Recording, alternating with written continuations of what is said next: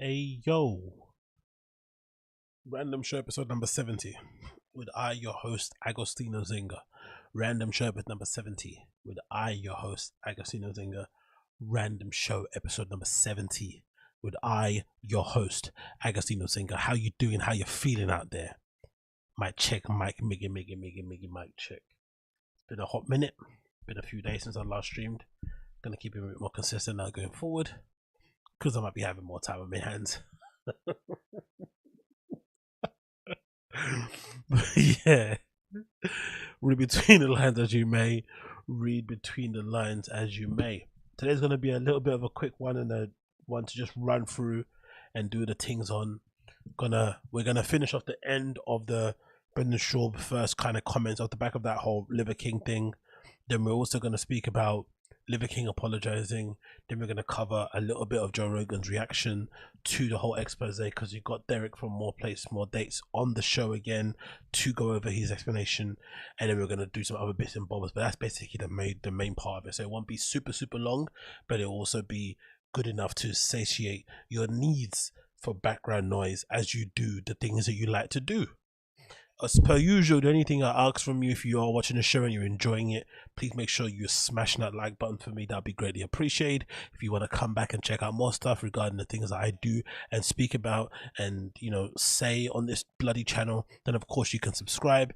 And of course, if you check the description box, there should be a link to my website, which is agostinhozinga.com. If you go in there, you can find all the links about myself on there. If you're watching this after the fact, I'll put the link in there, but there should be a link on there to go to my main site so you can check all the things concerning me, because at the end of the day, I'm the most important person in the world. Okay, the most important person in the world. But yeah, how's it been, man? It's been a bit crazy, isn't it? Right? It feels like just the other day that we were all pretending to be upset about what Kanye was saying on flipping InfoWars. It feels like that, but time has quickly moved on in it. I feel like people are generally just kind of over it for the most part, or they're just kind of over him. Let me just put it on Jumbotron so it's nice and big. I feel like people are kind of over him for the most part. People kind of just got over it and just moved on, which is nice to see. I feel like people are being a little bit, you know, over the top with the reaction to what he had to say on InfoWars, because I feel like it was bound to come, right? There was too many hushed rumored stories about, you know, Kanye being a Hitler sympathizer and a Holocaust denier, right? There were too many of those stories coming about. It was bound to get to him, and he's the kind of guy, I think I described in the podcast earlier, he's the kind of guy who, like a child, when they say a swear word and an adult catches them and they're like, no, don't say that again. And if it's a really naughty kid, they'll smile and then they'll say it again, right? Because they realize it's a word that they shouldn't be saying. So I think Kanye is a similar sort of thing. But I'm quite happy and quite glad to see culture just move on. He said what he had to say. You know, he said some crazy stuff and everyone just didn't care. There's some reaction to it, but it wasn't as sort of frothing at the mouth as the other things, because essentially he was doing it to cause a reaction. He doesn't necessarily stand or believe anything. If you try to, you know, pin Kanye down and ask him to name some facts or to run through some facts about Hitler or to speak on his policies or to speak in detail about anything that he did or his life, he'll have no idea about it. He just says it because it's the most shocking and controversial thing to say. The classic edgelord kind of guy in adult form, which is quite pathetic actually. And I think that's probably the reason why trolling and all that kind of stuff is things you probably should be doing when you're a kid. You should probably be allowed to be in, you know, Call of Duty lobbies and stuff and forums saying the most obscene, crazy thing. You should get it all out of your system before you're the age of flipping 18 or 21, so that you can then mature and become an you know, a flipping regular, well-adjusted adult. But I feel like if you don't do that when you're younger, you then do it when you're older, you look like an absolute div. You look like a Wings of Redemption, you look like flipping Ye, you look like DSP, you look like Boogie. You end up looking at those kind of guys where you end up being like an adult loser. And Kanye shouldn't be an adult loser because he's cool. Those other guys I mentioned aren't necessarily cool, but now he's even losing his cool points by doing all that sort of nonsense. So it's pretty funny to watch it in real time, but I'm legit glad that culture has kind of moved on and we're all kind of, you know, allowing people that like that who kind of want to get reactions to say what they want, not react to it and kind of keep moving. But maybe it's just my timeline, but I feel like the people who would get pissed off on my timeline aren't getting pissed off. So that's been great to see, to be honest, all intents and purposes. But moving on from that, have you guys seen this? This is pretty interesting, right? This is regarding Takeoff. RIP to the great Takeoff. they're saying that they have caught one of his murder suspects, but it does feel like they got it wrong. Only based on just all the YouTube detective stuff I've been watching about Takeoff's murder and about the whole events that happened in that shopping mall. Everybody, for the most part, was floating that theory of the guy in the yellow hoodie being responsible for Takeoff's murder, allegedly. And the story goes something along the lines of Quavo gets into an altercation with somebody, maybe it's J Prince Jr., maybe it's somebody else, but again, some kind of altercation which leads to punches being thrown. And then one of Takeoff's, then punches being thrown. Then I don't know which party starts shooting first, but both parties start shooting. Quavo and Takeoff's group, and obviously the group that's with J Prince and the other lot, they start shooting. And in the melee of the shots is when, unfortunately, Takeoff gets hit in a crossfire. Then the developing story was that somehow, allegedly, the guy in the yellow hoodie was behind Takeoff when the argument had started between Quavo and the other guy. The shot started to ring, and then because the guy in the yellow hoodie was with the other set, let's say the Houston set, he then grabbed Takeoff by the back of his shirt or something, shot him through the back of the head or something like that, and then used him as a shield as the shots were coming towards him. And then that's how he got shot twice, once close range, and the other shots were from far. That's the theory that everyone was kind of running with. So when the story then comes out that they had arrested the #1 prime suspect for the murder, and it was this DJ who no one even recognized was there. I think he was a very well-known DJ called Patrick Xavier. I think his name is DJ Clark, I think, or something like that. Everyone was pretty shocked. So let's quickly check up on this new segment here as they're kind of covering it, and then I'll give you my piece of what I think of it on the other side. For the man accused of murdering rapper Takeoff. Yeah, Houston police announcing yesterday that they made this arrest. ABC 13's Courtney Carpenter is live downtown with the very latest details. Good morning to you, Courtney. Yeah, good morning, Jeff and Courtney. HPD has told us there were a lot of people around when this shooting happened, but now we're finding out more about why police say this is the man accused in Takeoff's death. Go and take a look at this video. This is Patrick Xavier Clark. He's 33 years old. He's from Houston. This is him appearing in probable cause court late last night. You'll notice several HPD officers standing there in court with him, which is a little out of the ordinary, but as we know, a lot of eyes have been on this investigation. Clark is charged with murder in the November 1st killing of Migos rapper Takeoff. The shooting happened after a private party at a downtown Houston bowling alley. Investigators say there was a fight over a high-stakes dice game. HPD says Takeoff was not involved in the dice game or the fight, but was in the wrong place at the wrong time. Now, during this court hearing, we learned video evidence, license plate information from the car Clark left in, as well as fingerprints from a wine bottle he was seen holding led to his arrest. The state asked for a $2 million bond because they believe Clark was trying to get out of town.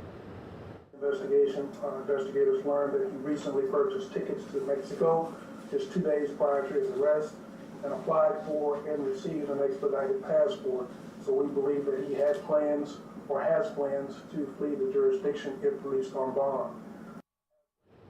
The judge did set his bond at $2 million. He's currently here in the Harris County Jail. His next court appearance is set for Monday. So for me, the major thing about this is that it feels like it probably isn't the truth, because I'm sure the police have far more evidence than we are privy to. But it does feel like he's been offered up by somebody. I don't know who, but it feels like he's been the sacrificial lamb kind of placed at the feet of the police, because this feels too buttoned up. It feels too perfect. The fact that he was running away, we don't know what he's running away from. Was he running away from being a murder suspect? Was he running away because he was being, oh shit, allergies. Was he running away because he was essentially being put in a position where he had to give himself up? We're not too sure. But to essentially pluck this guy out of nowhere and kind of pin the murder on him sounds a little bit weird when we have evidence to show that, well, no, the evidence that we've seen so far in the video shows him nowhere near Takeoff when the actual murder took place. Either they're saying that maybe he's shot as well, and the bullet that he shot from far maybe somehow traveled and pierced Takeoff's body, and maybe they can ascertain through toxicology reports that maybe that one bullet led to his unfortunate demise. But I have seen rumors and stories of people on social media who are from the Houston area saying that he is not involved. He maybe had a gun, but no one saw him pull it out. He was running as everybody else was running. So I don't really know what's happening here. It feels very, very weird and very suspicious. If anything, the one thing is for certain, the Prince family in Houston haven't handled this well at all, because even if they're not involved, let's just say they're not involved, I think the optics of seeing Jay Prince Jr. or Prince Jr. flipping walking past Takeoff's dead body and telling the girl to get off him, whatever it may be, and acting real cold and callous about it, was just really heartbreaking to see, because you know these are the guys who talk about checking in, and or not checking in, but you know, essentially they are looked at as people that rappers should go and check in with if they want to be connected with people in the streets of Houston.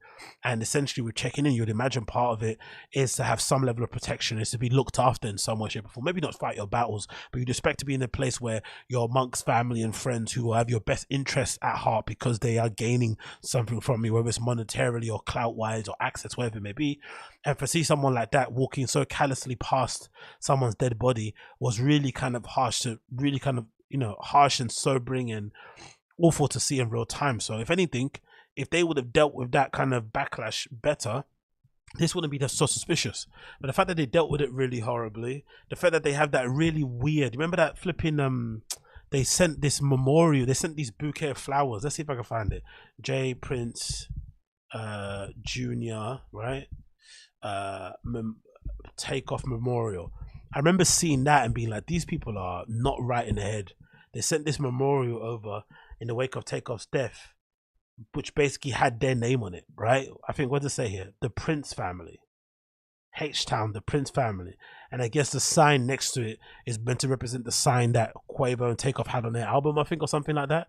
But look how weird of a flipping memorial and a tribute to Takeoff this is from the Prince family. It effectively looks like something that's mostly talking about them. It's kind of made them the center of attention, even though I think the official story is that allegedly this is meant to be Takeoff's favorite flower or something. But they've got their name up here, H-Town, with the sign and the Prince's family thing on there, and then they've got his picture here down below. It just looked a bit gross, looked a bit disgusting, looked a bit lacking in tact, looked a bit lacking in class, lacking in empathy, lacking in sympathy, and all that kind of good stuff, and just came across weird. So maybe they would have handled it better. Maybe it would have kind of worked out in a position where no one's flipping blaming them for the murder or anything of that kind of ilk. But ever since then, the backlash and the fallout from this has been pretty difficult to take. And I feel like, if anything, it's probably ruined their reputation as a whole, as a family. If the people saw them as these kind of quasi-mafioso bosses who have this weird outside influence on Houston, that's definitely come crumbling down off the back of the Takeoff's death. But regardless of who's responsible, justice for Takeoff will always be there. So, you know, RIP to Takeoff.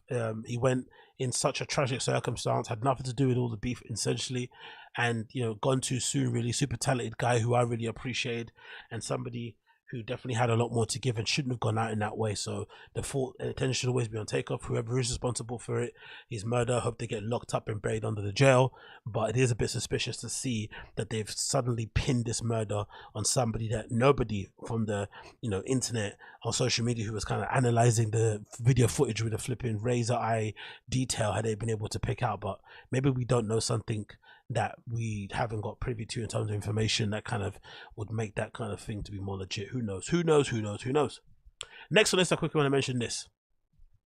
I'm not necessarily the biggest fan of H3 podcast, and, you know, Ethan Klein isn't the most likable person in the world, because weirdly, content creation is like that, right? Content creation is kind of strange, because I feel like sometimes you can enjoy people's work because it's just great. I think of someone like Casey Neistat, right? He produces really good vlogs. I feel like he's probably the flipping king honcho when it comes to producing YouTube vlogs. He's really good at it. So because he's so good at it, the frustrating and the kind of jarring parts of his personality, the fact that he always has those cuts of fans screaming his name on his videos, kind of sucking his own dick, and then he complains about people turning up to his studio even though he fucking drives an electric skateboard right up into the door with a number in view and all that sort of nonsense. It's infuriating because it's all like he wants to have his cake and eat it kind of a thing. And the way he opens boxes just drives me crazy. I don't know why, but it just does. It doesn't matter because his content is so good. He's so good at what he does. His editing's amazing. The way he does his shots, everything about it, the way he tells a story through just all these little cuts is fucking beautiful. So I feel like in content creation sometimes it's not necessarily about being likable. Sometimes if your content's good enough, people just forget about how likable you are. But I feel like Ethan Klein, because he started off being such a well-liked person who everybody on YouTube kind of loved and rallied behind, and sort of like he was their sort of like favorite, content creator, to see him kind of devolve into, or evolve, however you wanted to frame it, into the person he is now, it's quite hard to then enjoy his content, because you're constantly reminded when you see him of the guy you used to love turning into somebody that you hate from the bottom of your heart, because he's just such a toxic, annoying, just spiteful type of person. I don't know, there's something about him that's just really hard to grasp. But I have to give the guy his dues. This podcast he did with Bradley Martyn, against somebody that I don't necessarily keep that much of an eye on, was really, really, really good.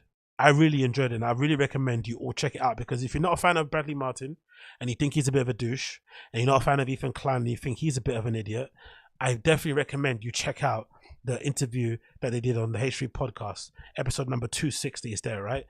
Bradley Martyn on the H3 podcast. I guarantee you will like both people far better at the end of this episode. It's really fun.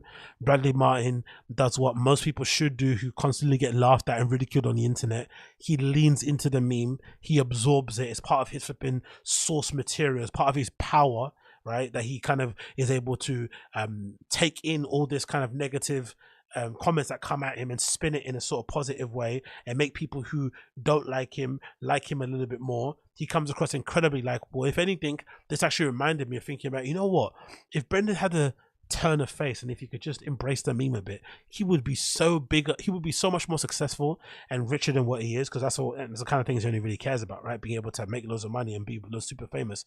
He would be far bigger than what he is now if he knew how to embrace the meme of like, oh, I'm the most hated person in entertainment, the most hated person in comedy, and just kind of gone out there and put himself out there to the ridicule of people and basically used it to kind of spur his career, to maybe work on himself, whatever it may be. Because I feel like Bradley Martyn has done it in a really, really, really, really big way. But I see people in the chat saying I refuse. But honestly, I guarantee you, if you watch this interview with an open mind, you will definitely come away from it liking Bradley Martyn more, and also being okay with Ethan. Because again, I tuned out of the H3 podcast a long time ago.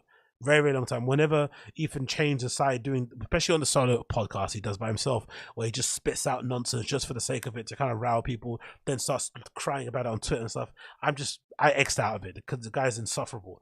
But I have to be honest, I really did enjoy this interview with Bradley Martyn. I really did think it was actually enjoyable. So if you can spare a moment and you do want to watch it, I do recommend you watch it. You'll definitely come away from it liking Bradley Martyn more, or maybe not disliking Ethan Klein as much as you do.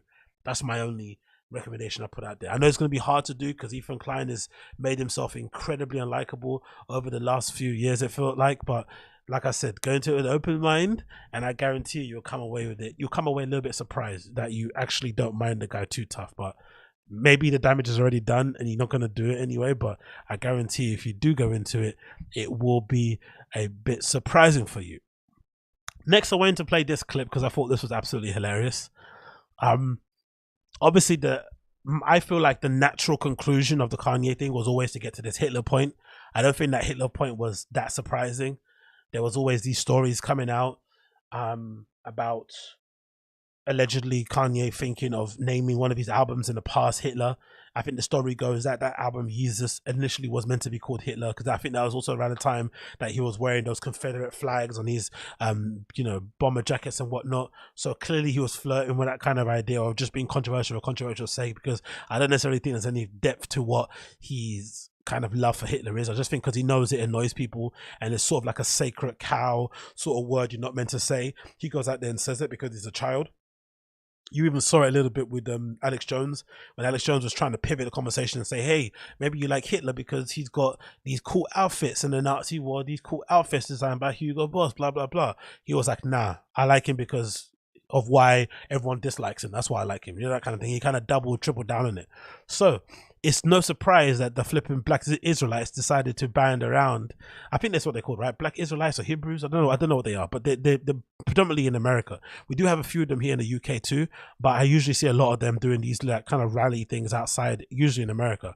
Now, the only thing I'm not really kind of clued up on, who are these rallies for? Are they meant to recruit people to be also Black Hebrews or whatever it may be called?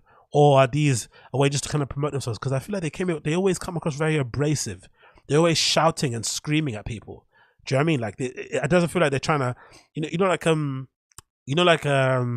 those evangelical people that go outside and say like, burn all the F words and stuff, whatever it may be called, and gay sex is horrible, all this sort of shit, right? They're usually doing those as kind of scare tactics. I don't feel like they're going out there trying to recruit people to also be Christians, right? I don't think you're meant to see that sign and be like, oh my God, I want to be a Christian too because I too hate the gays. I don't think they're doing that. I think they're just doing it more so as like to scare the gays away kind of thing, right? To shame them into kind of being straight or something. I don't know, some crazy thing. So I wonder what these rallies are for, because they look quite militant. They're all dressed in black. They've all got their hoods up. They're crossing their arms. They don't look the most warmest guys in the world, right? No one's got a plate full of biscuits there or some hot tea or a bottle of water to give you, right? They're all just there like kind of looking quite staunchly at you, especially if you're white, and waiting for you to fuck up so they can absolutely kick your head in, right? I don't know, whatever. I don't know. I just get the feeling it's not the most welcoming thing. It's not really meant to kind of bring people into their stuff. But I thought this was a very, very humorous and funny exchange because it feels like the guy went into it trying to get a gotcha moment, got his gotcha moment, but also got shock value added to the end of it and a kind of weird threat and intimidation at the same time, right? That's what you gotta get into it. Because I feel like the question at the end was fucking priceless. Let's watch this exchange this white guy has with these guys on the street. Listen to this. Because why don't you feel good about that? Why don't I feel good about what Kanye is saying? Both of them and Kyrie, what they got going on. Well, I'll talk mainly about Kanye. I mean, right, what about Kanye? Why you don't feel good about what he's saying? And he's praising... You're half Jewish. Yes, and he's praising Hitler, saying the Nazis You're half breed. were cool, and saying the Holocaust didn't happen. Yeah, no, we support Hitler. Right. All of you? Yeah. Because Hitler was killing your people, man. Hitler knew who the real Jews was. Right? Hitler wasn't oppressing my people. He was coming for your nuts. Right? And that already should be enough, right? That should be like, oh my God, I got my gotcha moment. That's shocking. But the end bit is the one that really gets me. This is fucking brilliant, fucking real life TV moment here. Let me give you a wake up call, man. You're not a Jew. You're not Jew, right? You're the seed of the devil, man.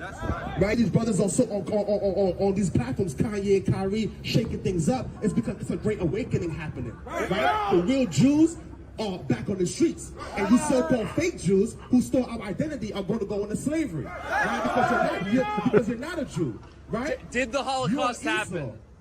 It did happen, and we're glad that it happened. Right? But guess what happened as well? But guess what? You see? Because he tried to get a gotcha moment by asking him at the end a Holocaust denial question.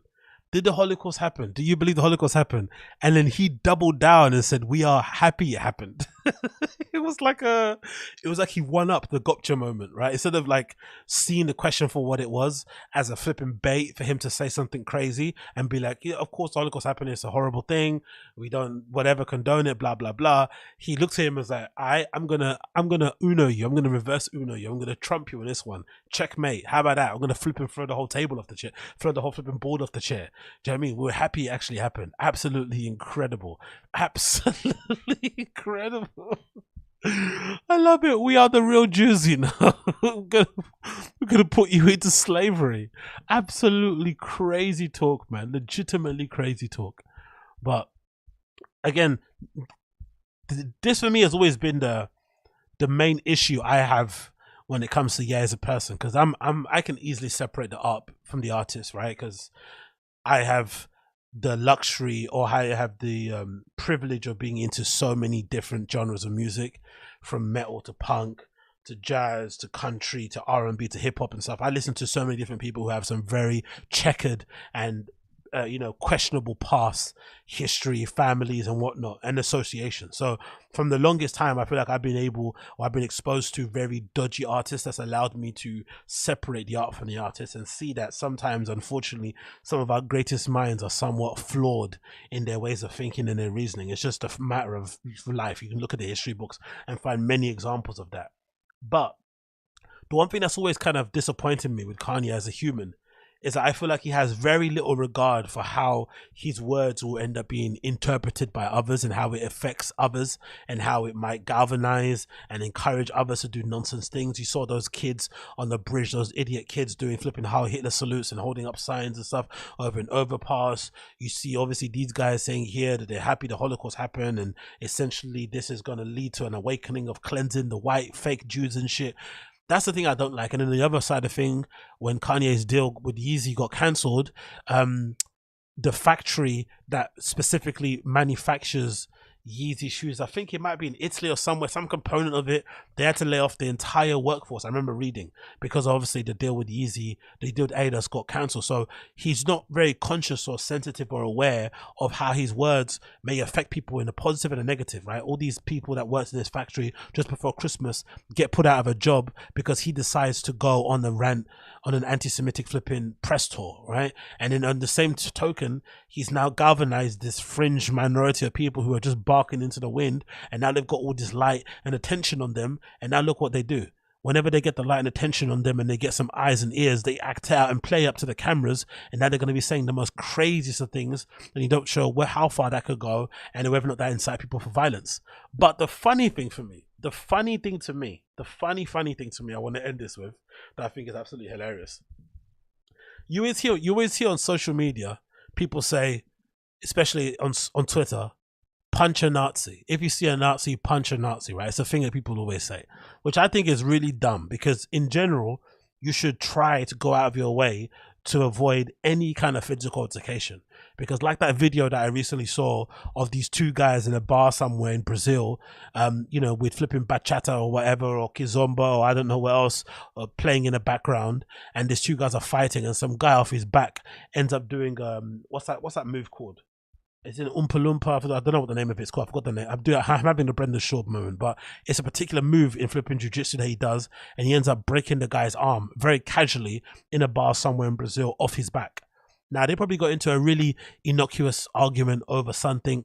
Maybe he bumped into him in a queue. Maybe he spilled his beer on his shoe or on his sandal. Something crazy. And then off the back of that, he ends up in intensive care with a broken arm. And sometimes your arms don't heal properly. So I don't think you should go around trying to punch anybody, even if they are a Nazi, because you don't know. You might end up crossing a Nazi that can actually fight. But I find it funny that a lot of people say that, but they only say that when it kind of attributes to white, dorky looking MAGA white nationalist type looking Nazis who are dweeby frat type of looking boys. But when it's punch a Nazi and it's coming out of the voice of big burly 6 foot looking black guys, no one wants to punch them.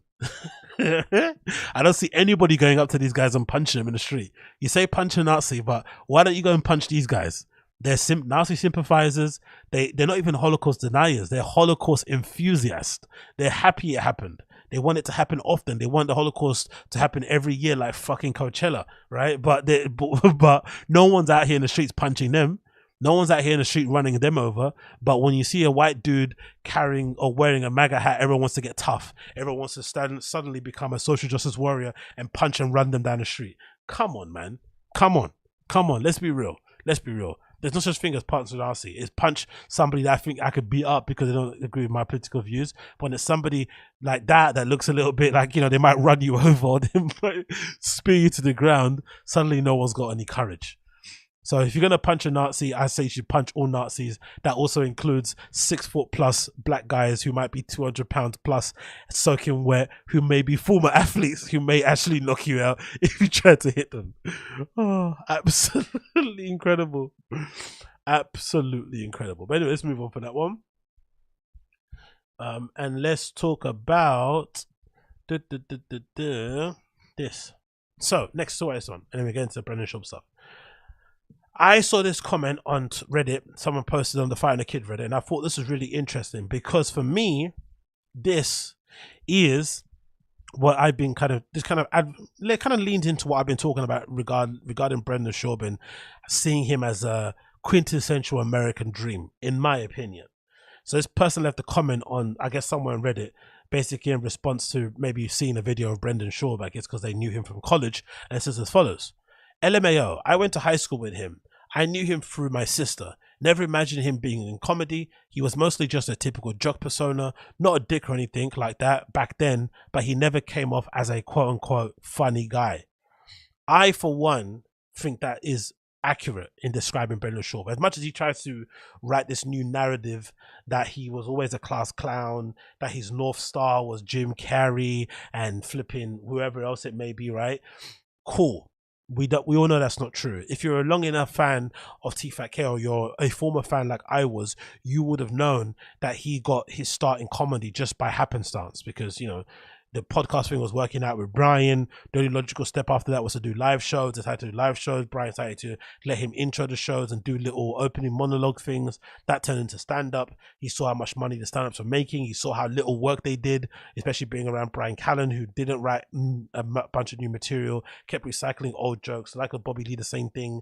And then he thought, you know what, if I just commit to this a little bit better and use my quote-unquote athlete mindset and apply it to stand-up, I could be successful very quickly. These guys are getting away with what they're getting away with, and by the proof is in basically the pudding, right? By his actions, he's been able to show that that was obviously possible. But he never came into it as a fan or a student of comedy ever. That's not the story or the law, even though he tries to make that a part of his origin story. But I feel like that's actually a strength, because if anything, that is a prime example of what the American dream should be. The modern American dream should be making it in spite of your shortcomings, making it in spite of your obvious lack of talent, and making it in spite of your ability to speak the English language. That man can't speak. That man can't, that man can barely write. That man is barely funny, right? Barely funny, to the point where I would say if you got flipping, Neil Brennan and, Dave Chappelle to sit down and write his jokes, I still think you'll find a way to fuck up. Legitimately, he's not the most funniest guy in the world, doesn't have a funny bone in his body, but also on the same token, like I said previously, I think a lot of his kind of errors, or a lot of the way he's perceived, is much to do with the fact that he stands next to such behemoths and icons and big stars in comedy. I feel like if he stepped down and matched or hanged around people who were maybe of the same level as he was in terms of their comedic experience or their talent or their ability level, he wouldn't be looked at as bad. But when you keep surrounding yourself with murderers, you end up looking far more terrible. It's like the CP3, the Chris Paul thing, right? Chris Paul looks really short compared to everybody else because everybody else is like 7 foot tall, but the dude's 6 foot plus. That's the kind of thing that Brendan has an issue with. But when I saw this comment, it made me think that that guy legitimately is the American dream, because he's been able to make it in spite of all his shortcomings, and also in spite of him never ever being the funny guy. Imagine the non-funny guy who was the typical jock, probably going to make it in some form of professional sports, if not become a coach or work behind the scenes, then suddenly now becomes a quote-unquote professional comedian who tours quote-unquote around the world. It's pretty amazing, to be honest. It's pretty amazing. So if I'm gonna leave you with any kind of messages, if Brendan can do it, so can you. He should be the inspiration for all of us, because he has made it despite not being able to speak the English language. So hallowed be that name to Brendan Schaub. You are amazing. You are amazing. So continuing on, we're going to finish the second part of this terrible Brendan Schaub defense of Liver King. Then we're going to watch Liver King's apology. Then we're going to watch Joe Rogan's response, and then we're going to probably finish out the show. But let's continue. Let's continue and check this out, because I feel like this second half is pretty impressive, and I cut it off because I was getting frustrated, but I'm going to try and stick with it as much as possible. But let's see what the second half of this flipping interview has to say, because Brendan's defense of freaking Liver King is absolutely redacted beyond belief. But let's just continue. Let's hear what he has to say. Climbing Natty? I'm still. But here's the thing, B. Natty. So here's the thing. You brought up 300. Remember 300 really started the surge of fucking the shit you like. CrossFit. CrossFit. Yeah. The Spartan workout, right? Yes. Now, do you care that the gentlemen on the movie who were shredded, right? And obviously there was some graphics and shading and ear spraying going on, but still, those guys were shredded. They started a movement that is actually really healthy. Yeah. Do you care that the start of it was guys that were genetically modified on PEDs? No, the overall message was this cool CrossFit workout. I hate to expose CrossFit, which I'm. What did he say? Hold on. Did you meant to say CrossFit? What did he say there? Hear that the start of it was guys that were genetically modified on PEDs. No, the overall message was this cool CrossFit workout. What? He can't pronounce modified on CrossFit. PEDs. No, the overall message was this cool CrossFit workout. Genetically modified on PEDs. No, the overall message was this cool CrossFit workout. I hate to. CrossFit workout. The nigga can't even pronounce CrossFit. Is that because he's got that shit in his mouth, or is it because he can't pronounce the words, enunciate the words? Jesus Christus. CrossFit. Yo, if I was Liver King, I don't want this guy defending me. I'm sorry. If you can't pronounce CrossFit, you shouldn't be defending me. I don't want you to. Don't be in my corner, please. Stay out of my corner. Stay all the way over there, please. Holy shit. You go sit with the ring card girls. Don't be in my corner. No. No way. CrossFit. Fucking hell. I hate to expose CrossFit, which I'm a big fan of, but even in CrossFit, if you look at fittest on earth, if you look at the people who are competing in CrossFit, if you think for a second that there aren't some PEDs being used in the CrossFit world. Oh, really, Brian? You hate to expose CrossFit, right? You're the first person to expose the fact that some CrossFit athletes may or may not be using PEDs. Shocking. We would have never known this. It's not because, you know, they've got their own reporters in that scene who've uncovered those cases. Not because they've got entire subreddits and forums filled with people pontificating and debating on whether or not people use certain things. It's not because some people didn't get to compete in certain games and got banned because of their use of steroids. No, you might be exposing them. This guy, honestly, I wish I had this level of self-importance and self-worth, where I legitimately felt like, oh, you know what, I don't want to say too much because I may upset people. I may say some stuff about the CrossFit people that people might not know about. CrossFit, one of the most popular flipping modern day sporting movements in the world. A thing that has spurned millions and thousands of flipping boxes across the fucking globe. You might be the person who's fucking exposing them now. You? Come on, man. Come on. World. And all you have to do is go to the CrossFit when it first started 10 years ago, 15 years ago, whatever it was, and CrossFit now. Take a look at some of the women in that. No, we've done this before, but of course, everyone knows this. Yeah, that's what's so surprising me, like how outraged some of the but a lot of people, I think, don't like to be lied to, and a lot of people don't like to be. They don't like somebody who is claiming ultimate health and very, very. I will say this about the Liver King: we have to call people as it is. That's natural. We have to call. Well, that's incredible. Is that literally? That's not the same person, is it? I think it is. I think it is. I assume they're on it. Hey, but Chin, can you see anything? Liver King's comments on steroids. But look at those. That's what he said before. But look at this woman. Can you go down to just go down right to that right the one to the right? Yeah. Now, Bubba, that's all natural though, right? That's CrossFit. Of course not. The best in the. We don't care. Leave that woman alone. She's competing at CrossFit. She's trying to gain any advantage that she can to be competitive, clearly in a field full of other girls who also have incredibly ripped abs. The competition is harsh. The competition is solid. In CrossFit, some people would argue, because I used to be a part of a CrossFit box and I was heavy into the CrossFit scene 10 or so years ago. Some people would argue that in CrossFit, unless you're flipping under a certain height, especially if you're a dude, it's actually a disadvantage if you're taller. Some people would say that. Some people say if you're under 5'10", you have more chance of becoming a CrossFit champion than as if you're over 5'10". There's stuff about the length of your arms and legs and all this type of stuff, aside from the steroids, that can kind of affect your ability to do certain workouts and go through certain movement patterns. All these things can be an influence on it. So if you're an athlete in CrossFit competing in CrossFit, do what you want to do. Right, inject yourself with flipping horse semen, go and lick a donkey's balls, go and flipping take something up the arse in Brazil, whatever you may be doing in order to get the athletic edge. What we are saying is that Liver King was saying, in order to look like this, Liver King said, you should eat a cow's heart, you should eat livers and whatever it may be, and all this crappy intestines, raw meat diet. That's what you should do, and you look like him.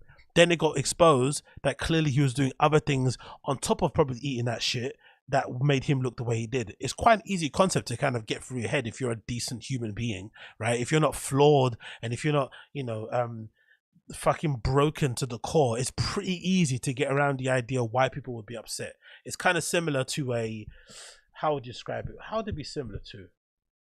It may be similar to like if suddenly, which is probably what a lot of people say, it would be similar to what if Lizzo kind of suddenly turned out, you know, incredibly fit and lost a bunch of weight.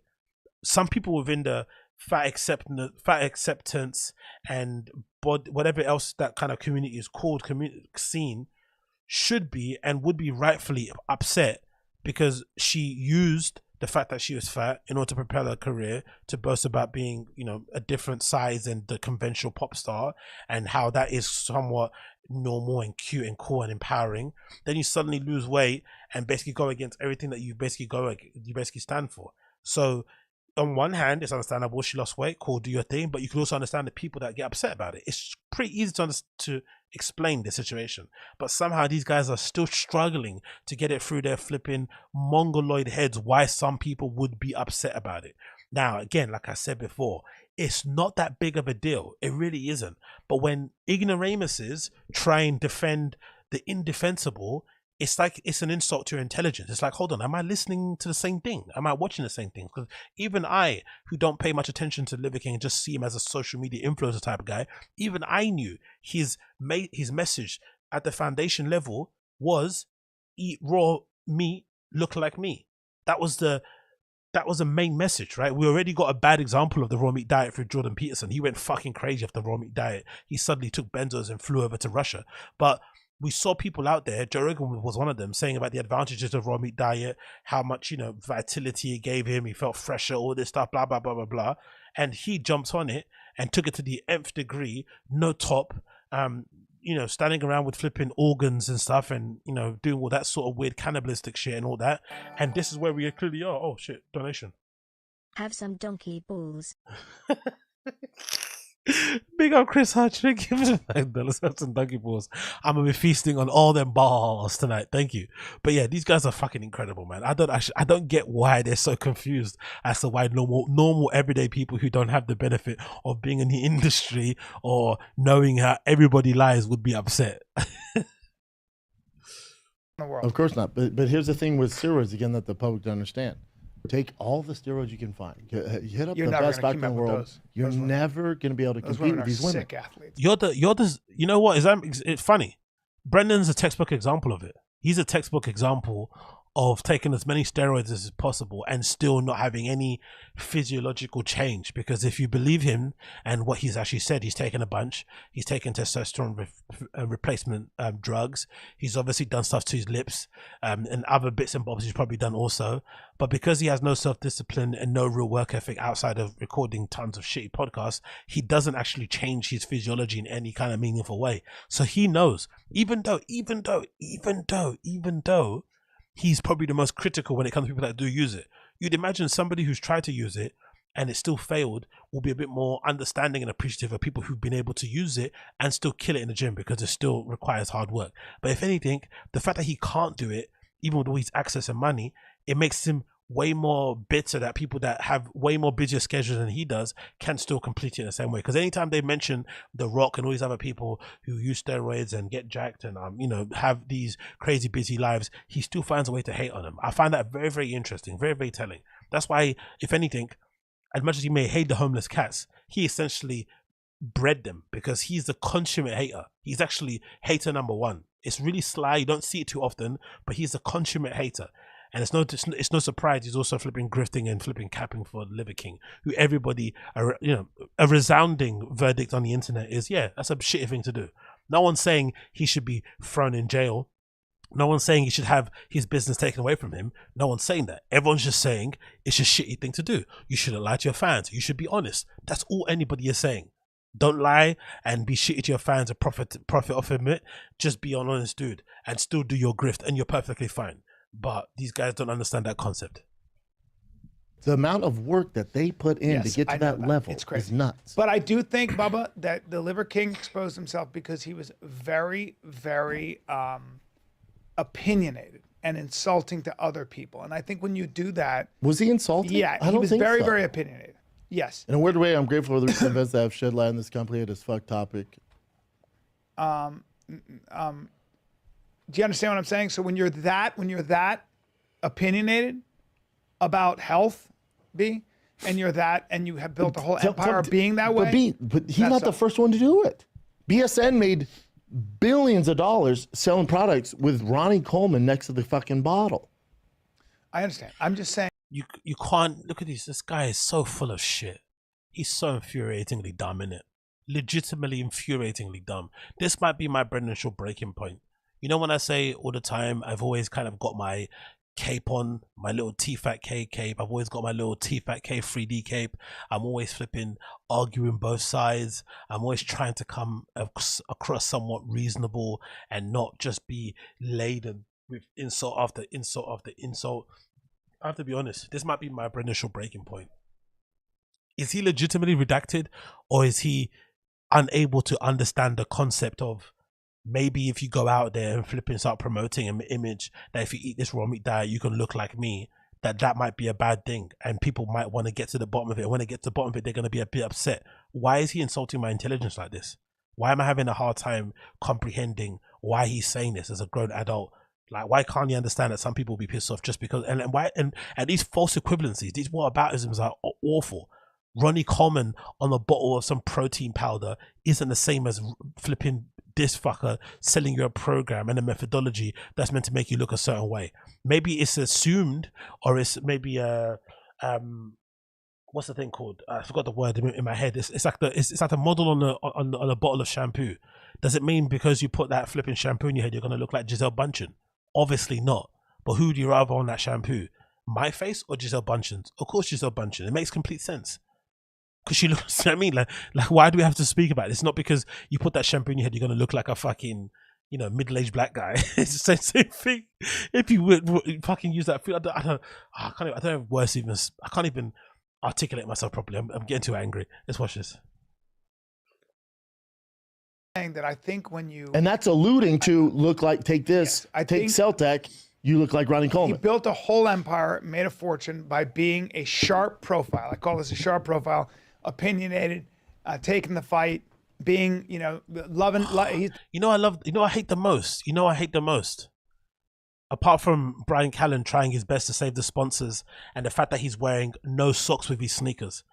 This is only something someone would do if they know they have a hedge fund, right? Like a middle-aged man who gets sent money from his dad, and you know, who's been brought up in in several countries around the world. Like, this is what you do. You have a toehold company, you have a sandals company where you sell $500 sandals, you know, from flipping animals allegedly flipping killed in flipping African safaris, and you also go around on podcasts wearing sambas that look like they've been run over with no socks. But you know what's more infuriating than this? His face. The smugness and the dismissiveness in his face. Like, it's not that big of a deal. Why are you guys making a big deal out of it? You know what, my guy? It isn't that big of a deal, really. It really isn't that big of a deal. But you're making it worse by defending the indefensible. The guy lied. He lied. He got exposed. End of story. He can still have a career. Like I said before, no one's asking him to get thrown in jail. No one's saying, chairs, here's to your death. No one's saying that. He got exposed. He told a lie. Own up to the lie. Keep it moving. That's all we're saying. But my man cannot understand this concept. And it's flipping driving me crazy. Look at his face. Opinionated, taking the fight, being, you know. Look at that face. Look at that face. Why is he doing this for? What's so hard to understand about this? Yeah, whatever. You guys don't really get it. Like, come on, Brendan, brother. Come on, man. Come on.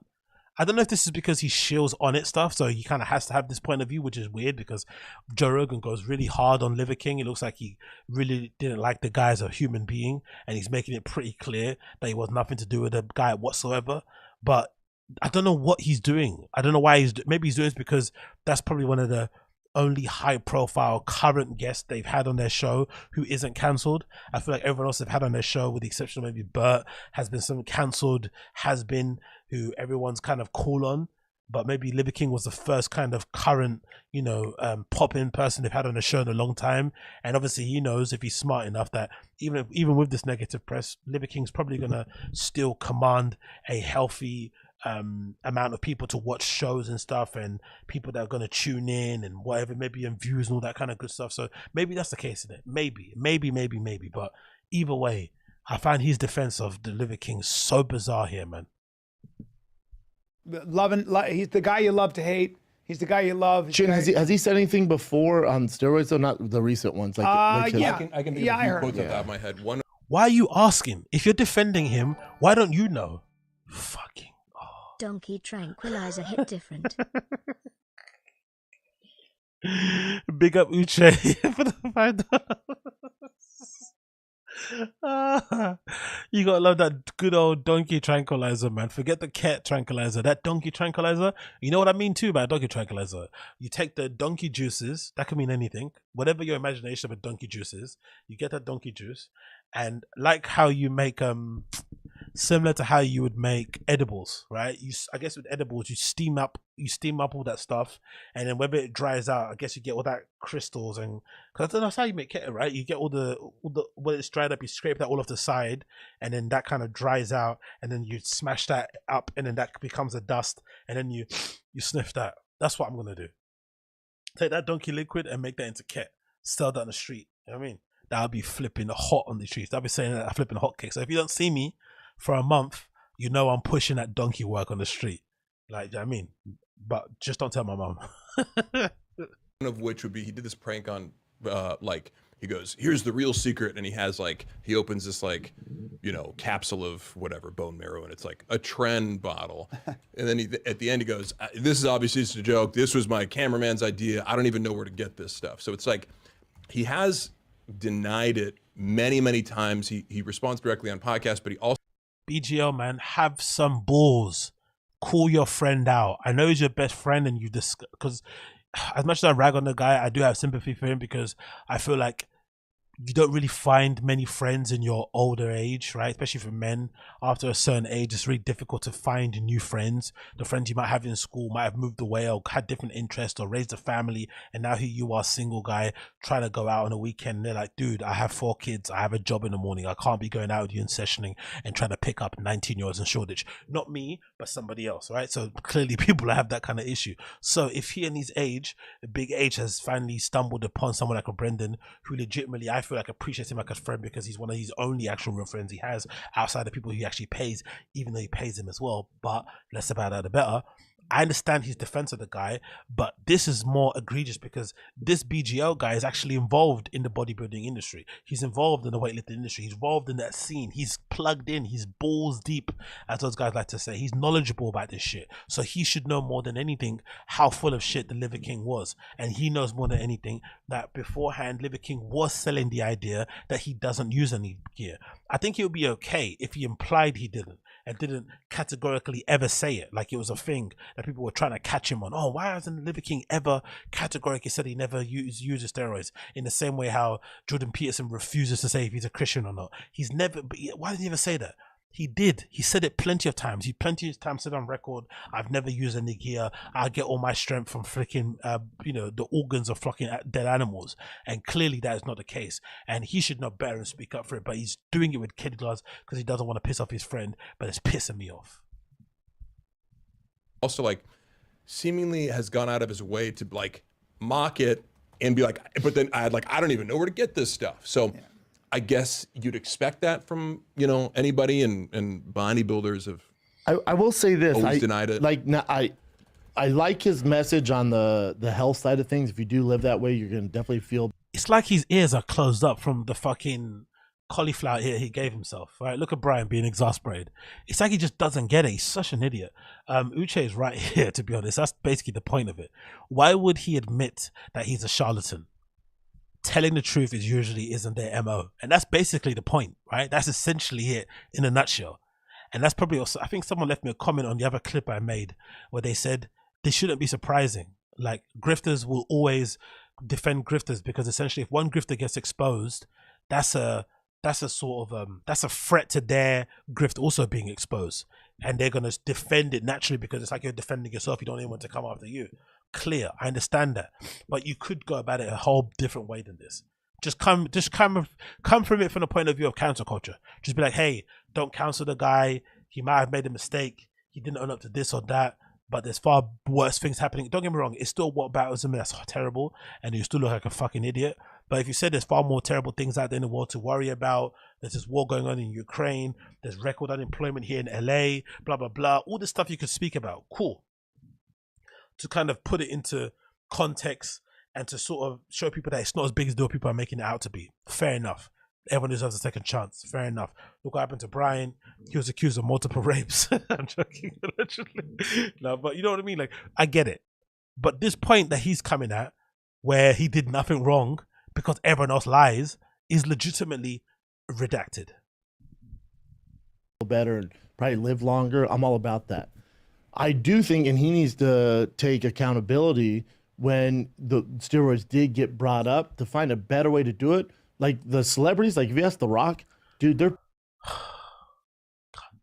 politicians with it. Yes. You won't get an answer. Next thing you know, you're talking about fucking, Fiji. Yeah. Like, wait, Yes. what? Because a lot of kids look up to him. A lot of, people. Yeah. So he could have been, and he needs to take accountability. If he comparing Liver King to The Rock is legitimately one of the most redacted things I've also heard in my entire life. So now he's trying to reverse. Interesting, right? He's trying to come around it, but again, he's coming around it in the weirdest place possible. He goes on a show, which I'm trying to help him out. If he goes on a long form podcast and is able to express this, he goes, "Oh, there we go. Now we've got the reason why he's defending him. He wants him to come back on the show. Now we see where his defense is coming from." I don't want to, hold on, let me check it out on my phone. But it's pretty possible that Liver King interview on The Fight and the Kid might have been one of their highest viewed videos in a long time. And maybe the clips that they uploaded on Instagram and on shorts and stuff also may have done very well for them. So they're probably looking at this from a purely monetary clout point of view and saying that this guy's a cash cow, he's current, he likes us for some reason, let's not burn this bridge. Yeah, I'm looking at it now. It is. From 2 months ago, their interview with Liver King got 245k views, 245,000 views, sorry, 2 months ago. So clearly it's the best interview that they've had in a while, because I'm looking at their list of interviews now, and the one before that with Dave Rubin, Dave Rubin's fucking, who gives a fuck about Dave Rubin, but still, he's a known person. His interview only got 93,000 views. So clearly they know what they're doing. They're defending him so that they can get back on the show. I understand. I get it. But Brian's more worried about the sponsors probably because, the podcast money is obviously good, and you don't want that cash cow to go just because Brendan had the ability to fucking, understand why people might be upset when people lie. But this makes more sense now. Now I get it. Now I'm a bit more calm. I think this is what I think happened. I think you should go, I fucked up. I gave you guys the impression that I was all natural, and I have clearly, and it's out. Look at him. He's even struggling to lie. He's even struggling to admit to a lie that someone else said. He can't even do that properly. Like, he's stuttering all over his words. He has no idea or no concept of what an apology means, because in his head, he does nothing wrong. Consummate narcissist, right? He doesn't even know how to apologize for somebody else on behalf of them. Like, they're not even in the room. There now, I've dabbled in PEDs and steroids and HGH and all that stuff. Not dabbled, but well, I'm saying, like, exactly, dabbled. If 11k a month is dabbled, what the it's like Maradona saying, yeah, I may have dabbled in coke, 100 grand, a bill for some yay here and there. It's not too much, right? Just 100k. Dabbled. 11,000 on fucking HGH is dabbling. I've taken, and I have taken that stuff, and I'm currently on it, but that doesn't take away from the fact, my overall message and the lifestyle and the discipline I've. No. It does take away from it. It takes away from everything. I'm sorry, it takes away from everything. It does. It's like when the Kardashians say, I'm like every other. It's like when the Kardashians say, I'm like every other woman out there, right? Like, no. No, let me reverse that. It's like if the Kardashians came out, especially Kim, and said, I know how hard it is to be a single mom these days. Like that kind of, I don't think they're that dumb to, because they are very unself-aware, but I don't think they're lacking self-awareness to that point. But if one of the Kardashians came to a point and said, it's like I'm like every other single mom out there, or something along those kind of lines, the internet will blow up. Because guess what? even though by definition they are single mothers, they're not like every other single mom out there who has to essentially feed an entire household on one salary, who maybe doesn't have a job, who's balancing schoolwork, who lives in a rough part of the neighborhood, who maybe has a kid with a flipping disability they're having to look after, who maybe is pregnant or dealing with their own health issues. That is not the same as every other single parent. It may be the same on paper technically, but it's not actually the same. If he did that, oh my god, that would be fucking incredible. So that's the same sort of lie. That's the same sort of lie. It's the same sort of lie Liver King did. Oh my god. I've lived for 35 years of continuous working out, taking care of my body, putting the right food, the right nutrients. You and I remember. But it doesn't matter, does it? Because no one cares. Everyone knows that's a given. If you're gonna work out and look good, you're gonna eat well and you're gonna work out a lot. That's a given. He said to achieve his physique, which is very impressive to look at to the eye, because he looks pumped, he looks juiced, he looks ripped, and he looks fucking dense. That's the kind of look most bodybuilders and people that got gym want. You want to look full up. You want to look fucking muscular and like you can fucking, pop a fucking avocado between your bicep and your forearm if you flexed hard enough. That's how you want to look. So clearly he was giving that impression to get that added extra juice and that rip and that flipping, pumping your flipping biceps and your tits was to flipping eat cow liver. And clearly that's not true. Remember watching, but then I would hold on, B. Then I would say, then I'd go, I think it got his. By the way, worst apology ever, right? Attempt. This one is from Brendan. Like, what is this? Like, horrendous. But this is also the same person who said, define bullying, define lying. This is define define being a snake oil salesman. Define selling your fans a lemon.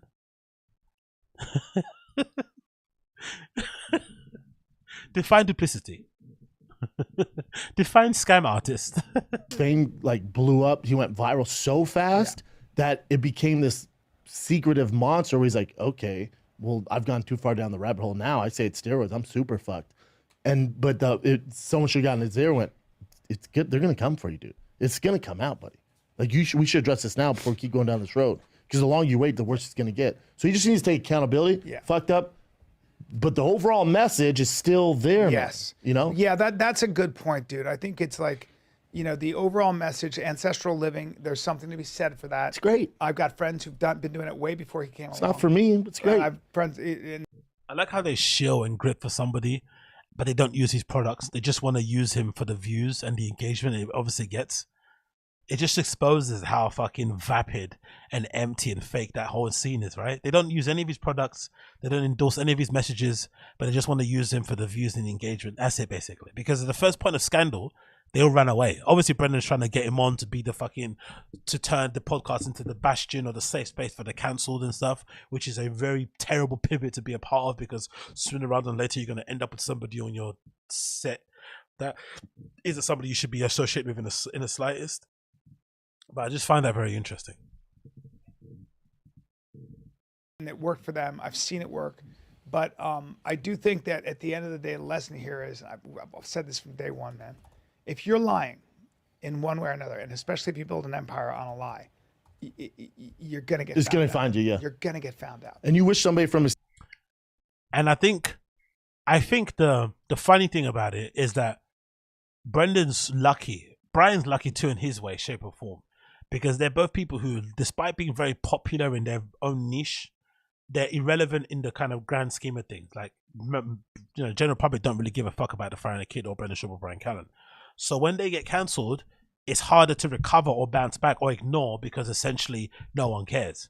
Because if those guys were far bigger celebrities than what they actually were, Brendan allegedly trying to fuck Bobby Lee's wife would be a bigger issue. Him allegedly trying to get Annie Lederman to suck his dick in the truck would be a far bigger issue. Him allegedly trying to, pin the whole homeless cats thing on fucking Bobby Lee as a conspiracy theory might have been a bigger issue. Brian Callen's alleged rapes might be a bigger issue. This might have been a far bigger thing than it obviously was at the time. So maybe them seeing somebody who's far bigger than them get exposed the way he's getting exposed and how it's been damaging their career it's kind of given this kind of fight or flight thing where they kind of immediately get protective and getting scared and want to, you know, immediately defend and excuse, because it kind of exposes and highlights to them how fragile their careers are and how much they're hanging on a thread, essentially. Because if not for the Rogan Association and maybe the fan base, whatever, because I think nowadays, if you have a solid enough fan base, you're not going to get cancelled. Look at Chris D'Elia, right?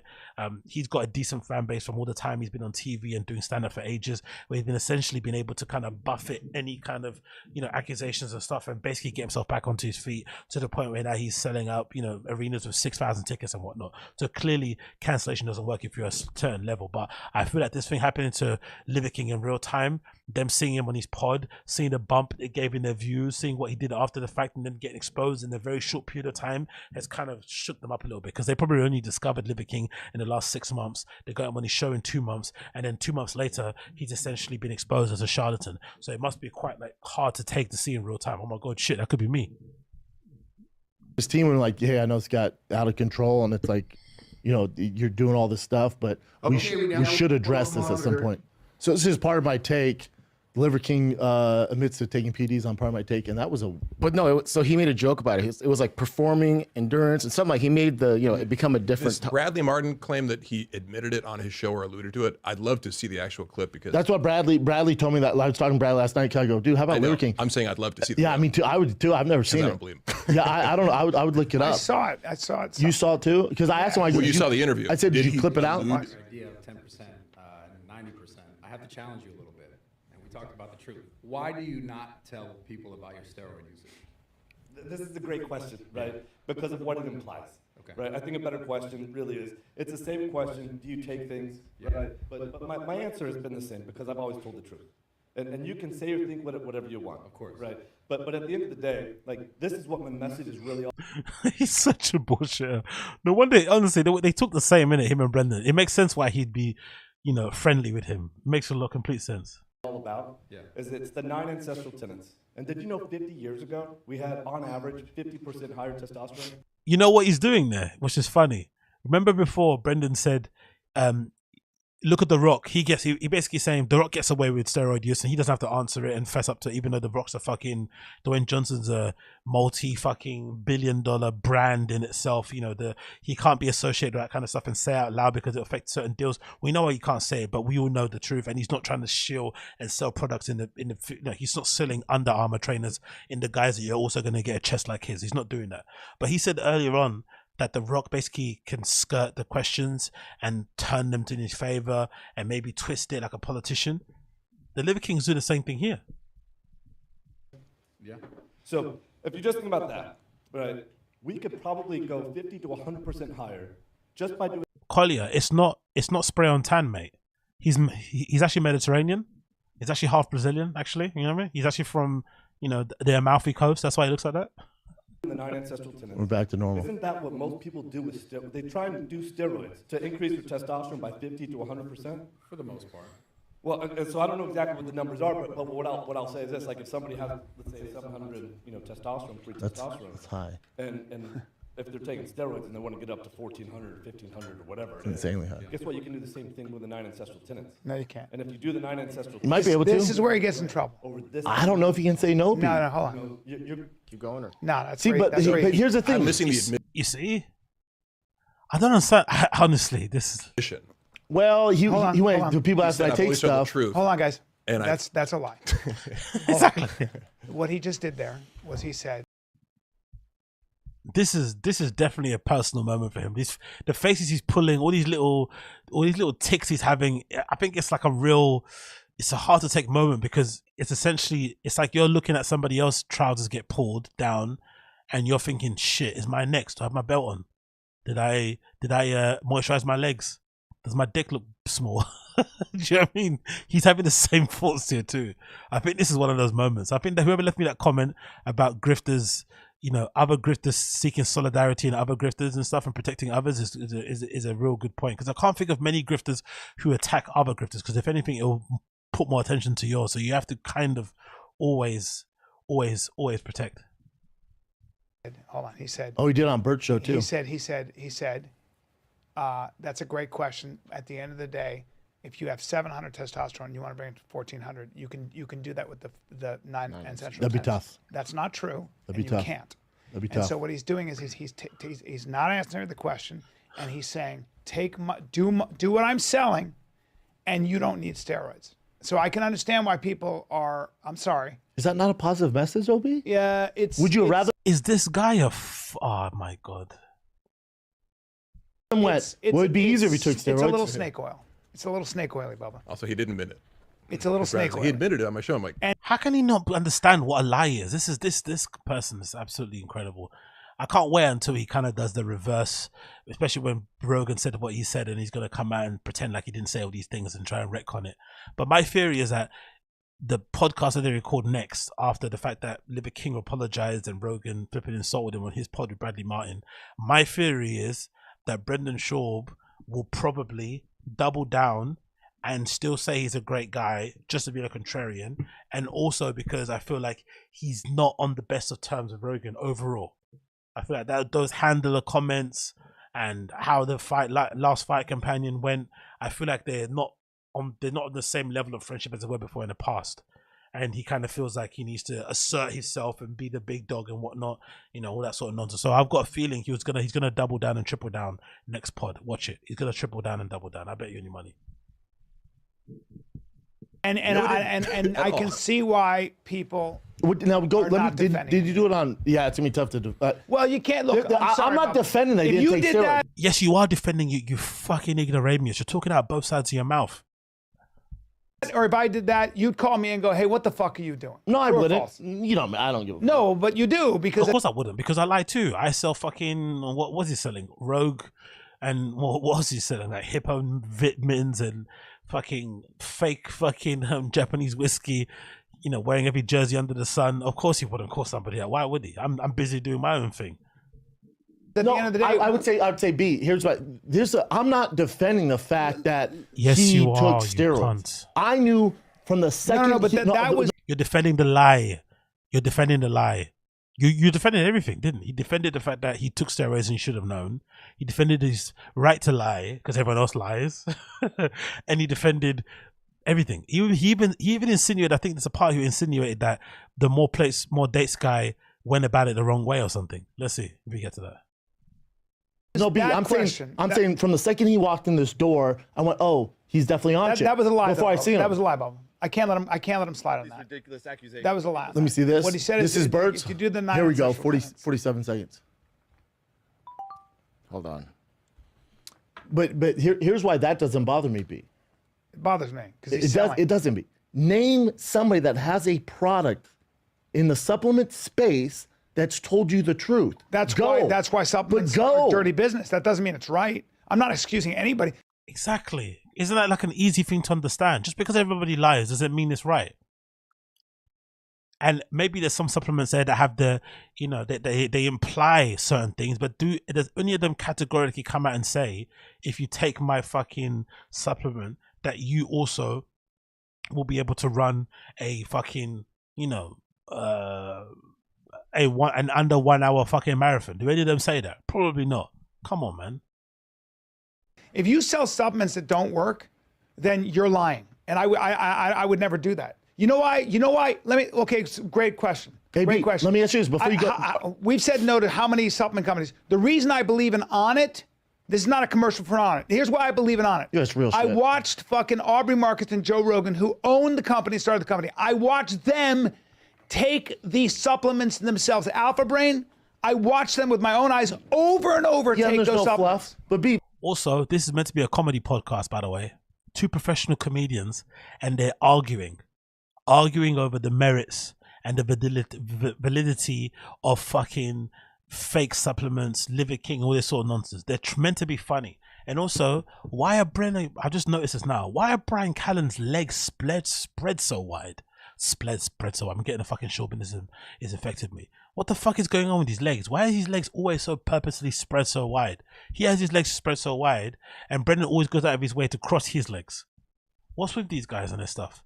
Why is the guy that should be more of a Chad with his legs and have them spread out so he can let his nuts hang, not doing it? But the guy that should be more, effeminate and cute and sincere and sensitive in the way he sits down, purposely spreading his legs like those, man spreading. Remember those anti-man spreading adverts that people were putting out for a while about, men being too, dominant and comfortable on public transport and letting their fucking knees touch other people's legs and shit. Why is his legs spread so wide like that? I don't understand this. Maybe because he doesn't want to sit on a seat and make it feel like it's a fucking it's a baby buggy, right? Because when he sits in it normally, maybe he kind of feels like he's got too much room and he can kind of move around in it. But I don't know. It's very strange how he sits like that, to be honest. I find that very, very weird. My thing is, if that bothers you, are you mad at the government? They told you about the vaccines and all this shit? No, I'm not saying that. You know what I'm saying? It's like, no, we don't know what you're saying. You're trying to get COVID involved in fucking Liver King. Where do you draw the line? People are worthy. You draw the line at lies, Brendan. You draw the line at lies. If people lie, it's a bad thing. That's where you draw the line, motherfucker. You draw the line at fucking lies. People are going to get blasted. Yo, big up, Johnny. Big up. Love to you too. And hate when you say you can raise your testosterone to 700 by doing my ancestral tenets, meaning, i.e., you buy my product. I'm sorry, I have to be honest here. And I think a lot of people agree with that, and that's why we're getting this. That is a form of lying. It is. It's a form. You're selling something. Smoke and mirrors. You're selling something for a lot of money that is. Well, I shouldn't be surprised though. Where are those 600-page documents, Brendan? Where are those documents? What happened to those documents? What happened to this fucking secret undercover cabal of child abusers who were fucking running the homeless cat subreddit and who were attacking you and trying to destroy your life? Where are those 600 pages? Someone fucking tell me where those 600 pages are. They don't exist because you lied. It's no surprise. Liars fucking will protect liars. It makes complete sense. But like I said, it's not even that big of a deal. It's fucking infuriating. They're making it such... is not going to give you the results you are saying it's giving you. I'm sorry, but we have to be. I like this guy. That's marketing in general. I'd say. But that doesn't mean it's right. And So that's marketing in general. So those MLB jerseys you were selling, were they MLB quality jerseys, or did you just find really thick cotton jerseys, and because they felt nice to the touch, you immediately thought they were MLB level? Please tell me. Please tell me. Please tell me. Please tell me. I'm not saying it is. Yes, but you can't defend it either. Because I'm defending. I'm not defending. You like the guy. That's what I'm saying. Okay. I'm saying he's a good human being. Here's what his marketing is smoking mirrors. By definition, if you lie, can you be a good human being? I know we all lie, but if you get caught in a lie like this, can someone's defense of you be you're a good guy? It's kind of the wrong thing to say at the wrong time. No, the right thing to say at the wrong time, right? Maybe, or the wrong thing to say at the wrong time. If you get caught cheating and you're literally on top of somebody, you can't then say, oh, he's really trustworthy. He's really loyal, right? You can't. Maybe later in life you can say that. But in that very moment when you see that person, pulling the ponytail of somebody that isn't their wife and, running them ragged across a hotel room somewhere, in that very moment, you can't then say that person is the bastion of a good dad or a good partner. You kind of have to leave that to the side. Maybe later, let them build up the rep again and they can be a good guy. But for that moment, that particular moment, you can't say they're a good guy. You can't really say that. We don't even know how much money this guy made in this, what was it, 2 years, something they said, right? 2 years that he's been really active with the Liver King thing. I don't know how long it was, however long it was. How much money he's made off the back of this lie, of this implied lie, or this kind of vague thing that he threw out there. Because if it's in the millions off of the back of this is fucking, it's a bit, Well, but it's also the supplement. It's a supplement. I think what I would say about this guy is that he is a guy who is, at the end of the day, if you do what he's saying, which are the 9 essential tenets, you're probably going to be healthier than if you do something like play video games and eat Doritos or whatever it is. Okay. Well, those so overall, the message is, if you do this, you're probably gonna live a better life. You're gonna be healthy. If Kim Kardashian said doing sit-ups is good, cool. We know sit-ups is good, but it still doesn't then take away from the fact that you have a whole entire science lab in the basement of your house, allegedly, where you get all your work done. So you don't have to even leave your own room in order to get all the fucking cosmetic surgery you need to get done. So you can't come out and just say, if you do setups and take cold plunges, you can look like me, because clearly there's other things on top of that. That's all we're saying. Out, that's move, guaranteed. So everything you're saying, there's nothing wrong with that. No, that's I health. think what people are saying is that, hey, dude, you're claiming that you look that way because you do that. You look that way because, in fact, you do all the PEDs. And he should have had somebody in his ear the way these Hollywood guys do, like The Rock, like Vin Diesel. Your mother's like in your ear when you're a kid. Hell, That's exactly, not right. Exactly. And you would never do that, and I wouldn't. I mean, I certainly wouldn't. I can't live with myself that way. From day one on this podcast. Oh, it shut him up. Look, it shut him up. It shut him up. Look, he shut up. Thank God. We got a common sense way of saying things. Hollywood people. You know why he was saying Hollywood people? He was saying that so that he could then insult The Rock. Because I don't know why it is about Brendan, but he's got a thing against The Rock. He doesn't like The Rock for some reason. And everyone likes The Rock. For some reason, he doesn't like him. Even though I've heard as well, unfortunately, from somebody who's worked with him on a set somewhere, who said that he was really horrible in real life, which is really bad. I wanna believe he's a really big, amazing, soft, cuddly teddy bear type of dude. How he comes across on camera, but that person said he was a nightmare to deal with. And I'm hoping it was just an isolated incident. Maybe he didn't get enough sleep. Maybe he couldn't find the gym or something. But Brendan really has a bone to pick with The Rock. I think because he's universally loved. I think maybe that might be the reason, or maybe because he knows something about him from behind the scenes. But he seems to have a real bone to pick with The Rock. But I love this segment. This is when Brendan finally got through to him. He finally got through to him. Look at this. Look at this. He finally got like through. The Rock, No, like Vin Diesel. Your mother's like in your ear when you're. What was someone saying? Because in fact you do all the PEDs. And he should have had somebody in his ear the way these Hollywood guys do, like The Rock, like Vin Diesel. Your mother's like in your ear when you're a kid. That's not right. And you would never do that, and I wouldn't. I mean, I certainly wouldn't. I can't live with myself that way. That shut him up and got him doing that thing that I say all the time. Brendan's always got a little tail and a tick whenever he feels like uncomfortable with stuff, where he kind of chews the side of his mouth a lot. He does this. He's got a little tail, a little tick. I think we all got one. We've all got a similar sort of thing. And clearly he felt a little bit uncomfortable here and started doing that side chill mouth thing. But hilarious, isn't it? Only Hollywood agents, only CAA agents, only people at Warner, only people at HBO, Showtime can tell you the fucking concept of lying, can teach you principles, can fucking instill morals in you, ways of life, ways of looking, code of ethics, rules for life, all this sort of things, lessons. Only those guys could tell you something. Not your mum. They don't exist. What mum? What dad? But maybe because his mum used to lie too. Who knows? Allegedly. I don't know. From day one on this podcast. Fucking day one, we've had these conversations. We had it with Rogan too. No, I've never assumed you're it's on like steroids. Yeah. No, but I'm saying no, never crossed my mind. I'm not buying. I'm not selling shit. How many times did we have really big sponsors back in the day? And I said I don't use that product. Well, remember when we lost that sponsor in Toyota? Yeah. Because we couldn't. It was the stupidest read of all time. Can't do it. We should release that. We could not stop laughing to get through it. Literally, because I was like, man. Yeah, they can't have Toyotas, can they, right? They can't have Toyotas, right? Got to drive a Ferrari and a Porsche. Of course, Toyotas, the fucking peasants' cars, isn't there? You can't drive Toyotas, mate. Toyotas are for peasants. They're for the poor. Let's laugh at that, ad read. Play that, Chin. Do we have that? Yeah, we do, but let's just listen to it. Just so this do is you guys understand what I'm saying? Hold on, let's button this up. Okay. Yeah, we would. It has to be authentic. Let's button this up. I just think with the Liver King, the space that he's in, and it doesn't make it right, to your point, and but he's doing what every single person does in fitness across the board since the beginning of time. And if you thought he was natural, you're a moron. Yeah, blame us. Blame the public, of course. Blame the public for letting themselves get duped, of course. Thanks. That's a resounding way to kind of, present yourself or present the argument to defend him. Yeah, blame the fans.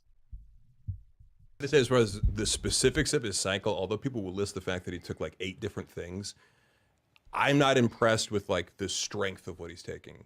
120 milligrams test, 120 milligrams DECA, 50 milligrams div, Winstrol, and a lot of HGH, but it's farmer grade. That's where the number of like 15K a month comes from. Is the shit's really expensive. He's taking about 10 IUs a day, which is a high dose, but not unheard of in bodybuilding. and then a few other things that are like growth hormone agonists that like promote your own body producing growth hormone or like IGF-1. Yeah, and IGF-1. So if you take all that growth hormone stuff together, that's not actually that powerful. You know what I mean? And so I think just the missing component is always say 14. Nigga, shut up, BGO. Shit. And he goes, I'm 44 years old. I work out like a savage. I have a problem taking time off. So the work ethic is there. Yeah. All that is there. His body, whether he was on the stuff or not, would be pretty damn good. Not probably this good, but would be pretty fucking good with the way he eats, trains. Yeah. He trains like a straight up like it's his job. Like you, and he didn't think these were gonna get leaked or anything like that. So we know that's authentic. His work ethic and discipline's authentic. like he would fuck the cross games up. You know what I mean? Like he's on these guys, these pros, do 2-a-day workouts every fucking day.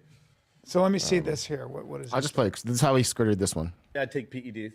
People say I have ab implants. Wait. Can we be honest? Like you definitely take PEDs. You know what? Fuck it. I'm gonna be on for the. I'll be All right, honest. here we go. I take PEDs. Yeah. I prioritize, execute, and dominate every fucking morning. Every morning. That's the way to go around it, though. That's a political answer, right? No, it's not a political answer. It's a fucking lie, you absolute derp.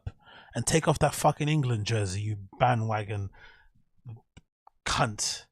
Oh my God, man. He's so infuriating. It's like if you bring if a politician, you put him on the spot. Did you or did you not walk Annie Leadham into your trug? It depends what a trug is. Okay. Did you or did you not slide into Kalila's DMs? It depends what DMs are. Okay, you're a liar then. See? Done. And to me, it's a real art. They're so good at going over here. Not good luck with that. I mean, yeah. So we're seeing what he's doing now. He wishes probably he could get away with the grift that Liver King did and make the money he did. He obviously also wishes he had the fucking intelligence and the wherewithal to be able to coherently put together a deceptive lie and skirt around answers and questions and shit, right? That's what he basically hopes. That's what he's saying here. He's sort of projecting. He wishes he could do those things. Now I'm getting it. I'm getting where the defense is coming from. He recognizes that he's a terrible liar. He recognizes he's also a grifter. And he also, in his own way, supposedly, allegedly, we don't know, maybe sells stuff that doesn't necessarily do what he says it does. And clearly, he wishes he could have the ability to skirt questions and make money the way Liver King does and have his popularity the way he does also. I bet you. Well, it's politicians. All of them do it. Yeah. But with him, it's like, I think that he's never really actually admitted it. So what we see here is that, again, what he just did. So people have a right to be, and I like the guy. I had a good time with him. But at the end of the day, he's a liar. People gonna be outraged. You continue to point to the fact that what is getting him there is his exercise and his mindset. That is dishonest because it's not though. That's one of the facts. 100%. It's 100% dishonest. How can it not be dishonest? You fucking, oh my God, this guy is annoying. I don't get it. No one's denying that he does not wake up at 6 a.m. and go for runs and do 2-a-day workouts and do 1 million wads a day and only eats white rice and chicken or just eats salad with fucking protein or whatever else he does. No one's denying he does that. That's a given. But he tried to tell you that he doesn't take any PEDs. When he clearly does. Liar King in the comments. Yeah. L's in the chat, mate. Liar King is in the chat. Bring up your L's. Let me see those L's. Let me see those Liar Kings in the chat. Throw up those L's in the chat. L's in the chat. L's in the chat. Dishonest. It's not. Bren. Hold on. I'm with you. He fucked up not in the steroids. But to say that he wouldn't be in insane shape with that work ethic, that diet. I didn't say that. No, but you said he's lying to say that lifestyle. Saying when you say. He's not saying that's the only thing that got him there. Listen. There is. He's making a lot of money selling his formula. Look, babe, she wanted a lift home, so I just walked her to my truck. I didn't want her to suck my dick. She just was looking for a lift home. She had her thumb out like one of those hitchhikers on the road. I recognized her from the store, so I said, why don't you walk me to my truck? Or why don't you get in my truck? It's not my fault. I was just asking Kalila if I could have Bobby Lee's DLs. I wasn't getting in contact with her so I could flipping fuck her or anything. I was just contacting Kalana to find out when they were going to record the next episode of Tiger Belly podcast, even though they have their schedule out on social media, and even though I can just see the scheduled post that they're going to post on YouTube later on. That's all I was doing. I wasn't doing anything wrong. I'm just repeating what my lawyer said. My lawyer said there were 600 pages, so I just repeat what they said. I didn't lie just to cover my own back because I didn't have a leg to stand on. No, of course not. Come on, man. That's not a lie. I just wasn't aware. Someone needs to, you know, get some exercise. Annie needed to get her steps in. So I said, when you walk me to my truck, you get an extra 5,000 steps on your Apple thing, and then we can continue on. That's all it was. It's a big truck. It's a Ford F-150, fully kitted out. It's got loads of room. Why don't you all come into my truck? You can come into my truck. You come into my truck. Everyone comes into my truck. That is the 9 ancestral tenets and all those supplements. Good message. Good supplements. Maybe, maybe not. You know what would be the equivalent to what I'm thinking about? Because this will just defeat the whole Brendan Schaub's argument. Do you know there's that meme that goes around, or people show, of Jordan Peterson in his room on live stream, and the back behind his room is all messy, and something's like, the meme of like clean your room. It'd be the same thing about that. If you found out the guy that says tidy your room lives like an absolute pig, it will probably take away from his message. In the same way how Jordan Peterson basically devolving into this human he is now has maybe tainted or devalued or taken away a bit of his luster. It's the same thing as if you lied about, you know, not taking gear might hurt your image a little bit and make you look away. It's not going to end your career. It's not enough for you to get thrown in jail, but lying does have some consequences. Some. Not to everybody, because we're not all the same, and we don't have the advantage of having fucking former CAI operative dads and stuff, or, you know, multimillionaire fathers.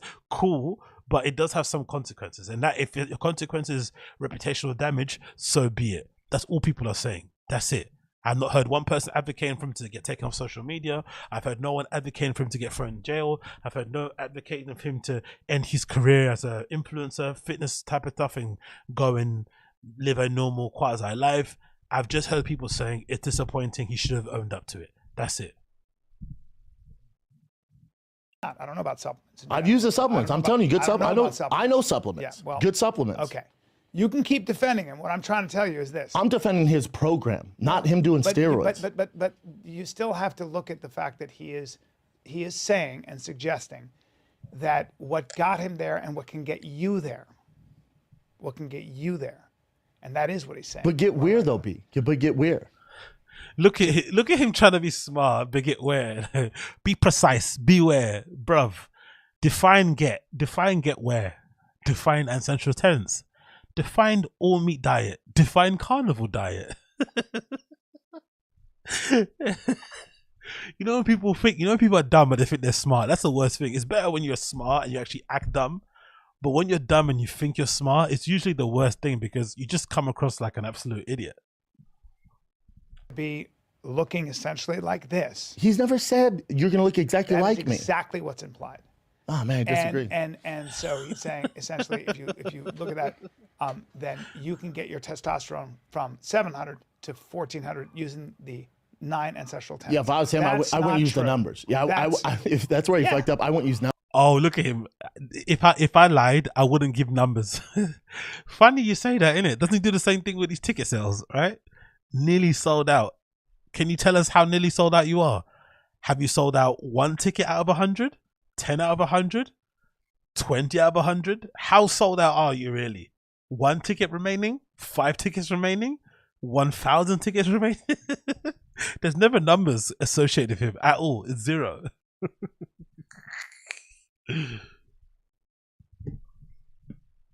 Numbers. Yeah, but you could say it raises your testosterone, which is true. Okay. Which is true. If you do deadlifts, you eat right, you can raise your testosterone. Yeah. Now that much, probably not. At the end of the day, for me, it comes down to this. I never was going to buy something. It comes down to this. Fuck around, find out. He fucked around and he got found out. Simple as that. I found him a very entertaining guy. And I was very aware that he was clearly taking a shitload of stuff. Yeah, you and I weren't interested in that. If you've been alive, you know that. Correct. And he's playing a character. He's walking around naked, wearing a pelt, and Doesn't shower. and yes, and not showering and living it. And he was a cartoon character. Fun guest. And it was a great way to market his business, which he did and continues to do. If you bought all those supplements and bought into the 9 ancestral tenets, I'm sure you'll be healthier than otherwise. Guarantee you'll you be will. in shape and Yeah, everything guarantee you else. will. And if you work out and that's a all that, guarantee he can give you you. live the Liver King lifestyle, it's fine. Yeah, you feel good. If you think you're going to get that way without other stuff, then you're just simply naive. And I think that's where... And you deserve it. Okay, that's why you're a cunt then, isn't it? So taking advantage of naive and gullible people is allowed and okay, and smirk and smile on your face. But that essentially goes to show why these guys are pieces of shit, because you should be trying to protect the naive. You should be trying to educate and inform, right, the naive as best as possible and guide them through the decision process as much as possible and tell them, hey, these are the options laid out for you. I know you're naive and don't know what you're doing, and I'm going to hold your hand through the entire process and help you make a decision and actually whittle it down to fucking 3 choices. That's what you should be doing with the naive and the gullible. You shouldn't be trying to exploit them, especially if you're part of the privileged few. You should be going out of your way to avoid exploiting those who are naive because they don't have much resources. They don't have much funds. They can't continue. They can't keep paying £120 for a fucking ebook or for a course every single month. They have limited resources, so you should be doing your best to make sure if you are going to attract or market yourself to the vulnerable, to the naive, that they're getting the most bang for their buck, because you know that their money doesn't go as far. But the fact that they get glee and they laugh and smirk about taking advantage of the naive and the ones who don't know and the ones who are uneducated, allegedly according to them, is bullshit. To be honest, it's legitimate bullshit, because really in the grand scheme of things, because whose reputation has really been damaged the most at this here? Liver King, obviously, right? But his reputation has been damaged most, I guess, from the people he hangs around with, because no one's going to want to touch him like a 10-foot barge pole, because if you endorse him, you're a liar. You know, unless you're Brendan Schaub, you don't want to be associated with a lone liar and a con man. That's why Rogan has run away from him completely, right? That's why he's run away from him completely. Rogan's run away from him because he doesn't want to be associated with a liar and a cheat. So ironically, he took advantage of the vulnerable, the naive, the gullible, but then he ended up costing him more reputational wise with the people who he wanted to suck up to and fucking lick their shoes and get next to them. But now they want to be associated with him, because even though it's good for views, it's going to make you look bad, especially if you're in the fitness space and you try and endorse or platform anything he says. You're not going to want to, you know what I mean? You're not going to want to get next to him. But if you care about the views and your podcast empire is failing and you're sitting next to somebody who's gone through what he's gone through and you're Brendan and you do what he does, then clearly he's going to be a good person to kind of get next to. But I think that is a very telling sign of who they are as people and why maybe that whole entire scene and industry needs to get lit on fire, on a bonfire somewhere. It's absolutely full of the most bottom barrel, horrible, bad intention people that have ever existed in the shape of in the face of the earth, and they go out their way to exploit people. And you know what's telling also? It doesn't work, because this shitty whiskey here that he keeps fucking trying to shill doesn't sell. That's why he has to put it on the table like that. When's the last time you've seen fucking Conor McGregor telling you about coupon deals that you can get to get on proper tour? When's the last time you've heard him try to shill that bottle of whiskey that, from what I've heard, tastes like absolute piss, but he's selling it by the bucket load? He doesn't do anything. It just sells itself naturally, to the point where now him and Artem Lobov are having a very contentious battle over the fucking rights to it and the money's owed and whatnot. But clearly this isn't doing well. So clearly the gullible and the naive are smart enough to suss out that $90 mixed blend whiskey from Japan isn't worth the money. So you don't sell much. Simple. And then you have to fake that you sell out clothes and shit. It doesn't work that way. We might be gullible and naive, but some of us can still sniff out a scam. So in the end, who won really?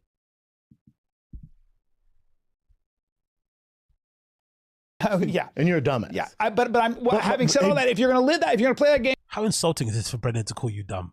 How insulting. Okay, cool. I'm dumb. No worries. I'm dumb. No worries. Okay, cool. I'm the dumb one. Yep, I'm the dumb one. Liver King is a great guy. Never met him. Same as the Liver King, as Brian Johnson. Just know that the house of cards is going to come down, and you're going to get all the shit. Let me ask you a question. I'm not trying to be argumentative and unifacet here. Yeah. if you were starting to, let's say you are, don't be like, I've never started a supplement company. Yeah. Let's say you got into supplements. Flip-flop company, and, keep going. Yeah, and you wanted like be the liver king. Yeah. Would you have how should he have dealt with it? Should he have came out and said, hey guys, I'm on this, this, and this, but I live this way, which also helps? Yeah, it's a tough place to be. What would you do? And then my other... No, it's easy. It's easy. Hey, it's easy. Guys, it's simple. It's simple. It's very, very simple. It's very, very simple. You know what you do? And this is my honest God-fearing belief. Even if you just imply that eating an all-meat diet could potentially get you to look like how the Liver King looks, but you don't categorically say out of your lips, hey, do my diet, live by my tenets, and you also shall have very plump titties, that's okay. But the moment the first person asks you categorically, do you take PEDs, you should say yes. That's what you should do as a plan. If your master plan was, as we saw from the fucking Derek's video on the More Place More Dates, this was a plan that he had in place for a long time. He was trying to, help his family or whatnot, and he wanted to make a way to kind of make some money online, and he devised this whole plan to be the Liver King, blah blah blah. If that was your plan, the plan should always have been, eventually down the line, if this goes well, one person's gonna ask me, the first person to ask me if I take drugs, I'm gonna say yes. I'm going to say yes. And then off the back of that first person to tell me, I'll then produce all my stuff and put it on my blog and break down everything that I take. But also add on the bottom of it that it's also important that you should take all these things that I'm selling. You should live these tenets. You should eat this way. That's the only way to maintain and keep this physique up. You don't get this far looking the way I'm doing just from injecting stuff in your ass. That's what you should do. But what you shouldn't do is lie that you get the results by eating the all-meat diet and all that stuff that he said. But that's what you should do. Just start the way, be a bit vague about it, don't imply anything. But the first time someone asks you, just admit it straight away. That's all you do, and it's done. It's finished. There's nothing to uncover now because you already told the truth already. But the concept of telling the truth and being somewhat honest to your audience is so foreign to these guys because they're always looking for the cash grab. It's always a fucking cash grab, isn't it? You fake selling out shows, you fake demand for fucking bookings, you fake that you're going to get all these deals with Netflix and you just upload your stuff on YouTube. It's just all this stuff. It's just constant lies and spin and smoke and mirrors. That's their life. It's a constant fucking thing. You're balancing all these places, all these lies at the same time. For me, even though I have places in my life that I lie about certain things, I'm sure, for the most part, I've always found it very interesting or very peculiar, very I've always been curious to kind of look at from the outside in when you find out those guys who who have like second families. You know those dudes, right? They cheat on their partner or their wife and they have a family in another state, in another country, and they are very present in that family's life to the point where that other family had no idea they had another family, that kind of nonsense. It's always really impressed me how somebody like that can lie to that level, where they've been able to raise two sets of kids in two different places and have two partners in two different places and just keep going, living life like it's normal. Oh, hey babe, I'm going to a meeting and you're visiting your other family. Oh, my dad's sick, then you're going to your other family. You're doing that constantly and keeping that lie up to everybody. That's always intrigued me because I feel like being able to tell one lie. Hey, Agostino, why are you late to work today? Okay, what can I choose here? I can lie or I can say the truth. If I say the truth, it might make me look bad, so I'm gonna lie. Oh, sorry, the trains were slow. The trains were slow today. You know what I mean? There was a delay on my bus.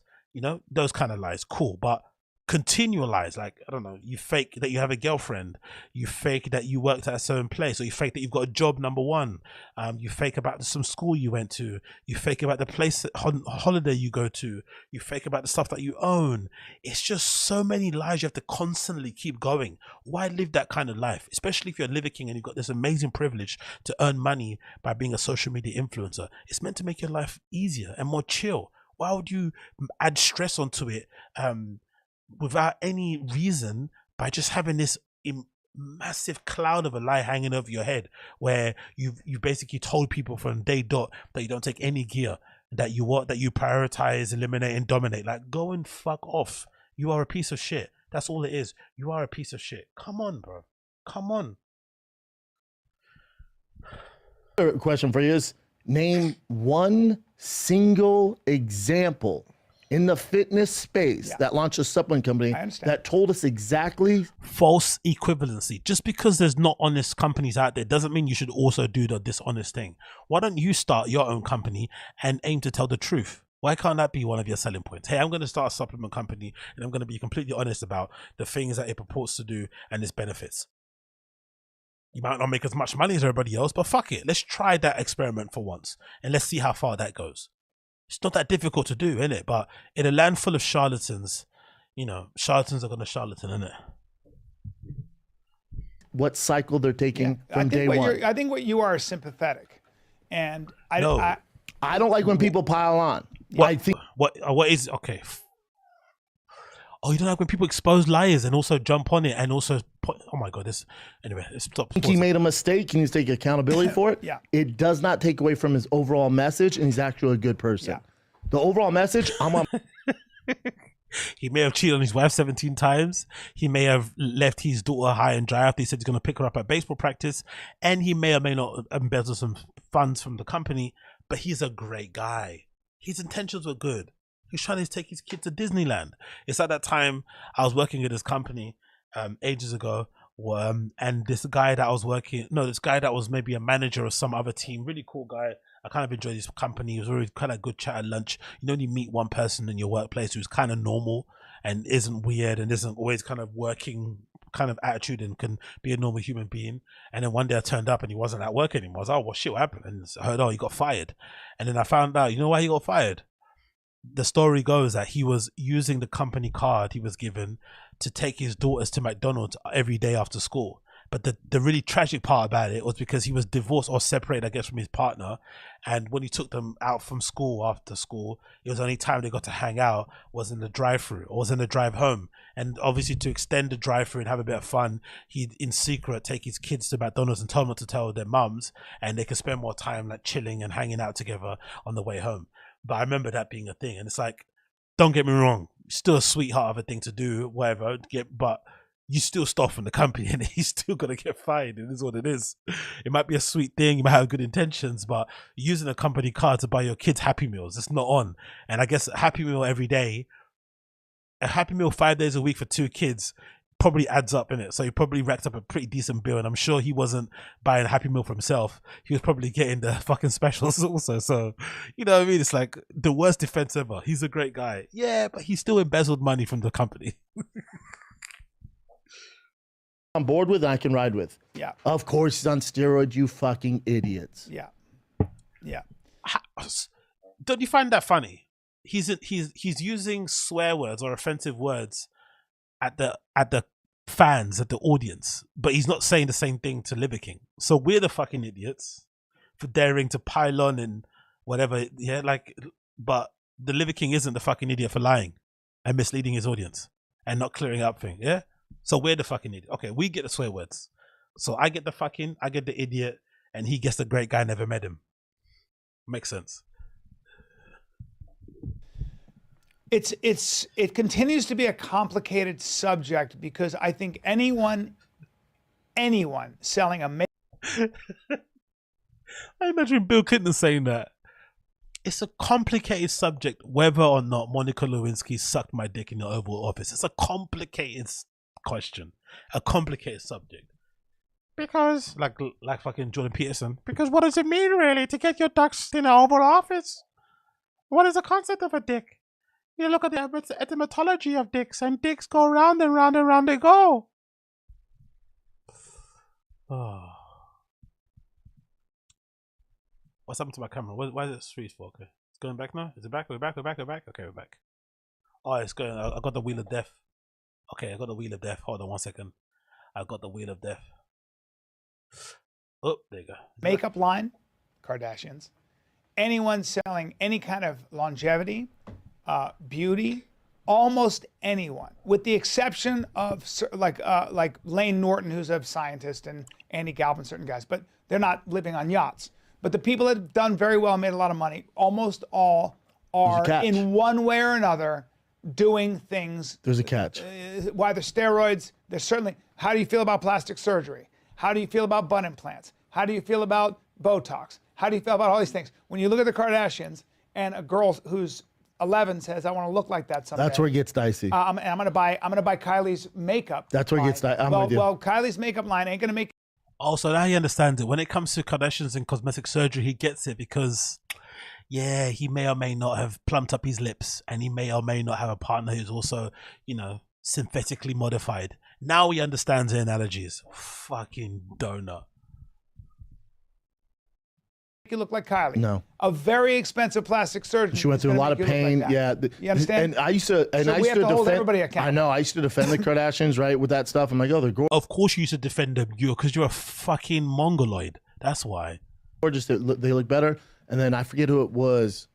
It might have been your wife. Your wife. DeStefano. Yeah. DeStefano. Chrissy D was like, yeah, but would you feel the same way if you had a daughter who was 13 was like, Dad, I'm buying Kylie Jenner's makeup because apparently it's gonna make me look like her. The Kylie Jenner, the same girl who said the only work that she got done was her lips. The only thing that she said categorically out of her lips, ironically enough, is her lips. She got her lips done. That's the only thing. That's the kind of standard thing that girls do. Now, I only got my boobs done because I hurt in my back. I only got my lips done because I fell off a BMX when I was a kid. Yeah, right. But she got her whole body fucking real. It's not anyone's business. Do whatever you want to do. But don't then sell me a fucking diet lollipop when you've been fucking under the knife in your fucking basement for the past 17 months. Like, come on, do me a favor. You would go, no, that you don't want that to be your North Star. Yeah. But also, if my son, Tiger, who's really into fitness stuff, I went, hey, Dad, I'm going to start the Liver Kings. Brian, what an excellent point there in the chat. Remember the CBD company Bappa started and claimed it stopped his baby seizures? That was his marketing angle to hook CBD crap. Yes, remember that CBD grift? I think one of his kids was having seizures, and I guess anecdotally, maybe, the CBD may have helped to ease some of those seizures, don't get me wrong, but he was trying to shill and grift that fucking CBD like it was a cure for seizures. But I guess the breaking point for people came when, what's his face? Oh, what happened? I remember when that's when You'd Be Surprised came out, right? And they put some promo out there where the owner of the CBD company was sent out an email blast saying, oh, leave some reviews on IMBD to make sure it can counteract all the trolls that are making him look bad and stuff or whatnot. But if I'm not mistaken, the actual reason why they ended their partnership, if I'm not mistaken, maybe this is some deep law, didn't Brendan ask for more like equity in a company or something? Do people remember that? I think that he may have asked for more money or more equity or something, and then they split ways, and now you haven't heard him mention CBD ever again. So allegedly, this one thing that cured his son from seizures, which I imagine is really a troubling thing to see your kid go through, don't get me wrong, but there's one thing that's meant to be the fucking, antidote for it. He suddenly doesn't mention it anymore. All because they probably didn't let him cut, didn't give him a cut of the company or cut him a bigger check. Protocol, I'm gonna live this lifestyle. I'd say, oh, cool, buddy. You can sleep on bamboo and eat liver and stuff like that. I'll support all that. But he's also, I would tell him straight up, he's on artificial PEDs, dude. Muscle Fitness, the Muscle Fitness empire, Muscle Fitness magazine. It's built off this. I mean, it was all nutrition and exercise, and all of it was great. And they all get exposed if they try to claim that their thing is being all natural. Every single one of them. There's not one that doesn't. If they deny it, they deny it, but at least we know.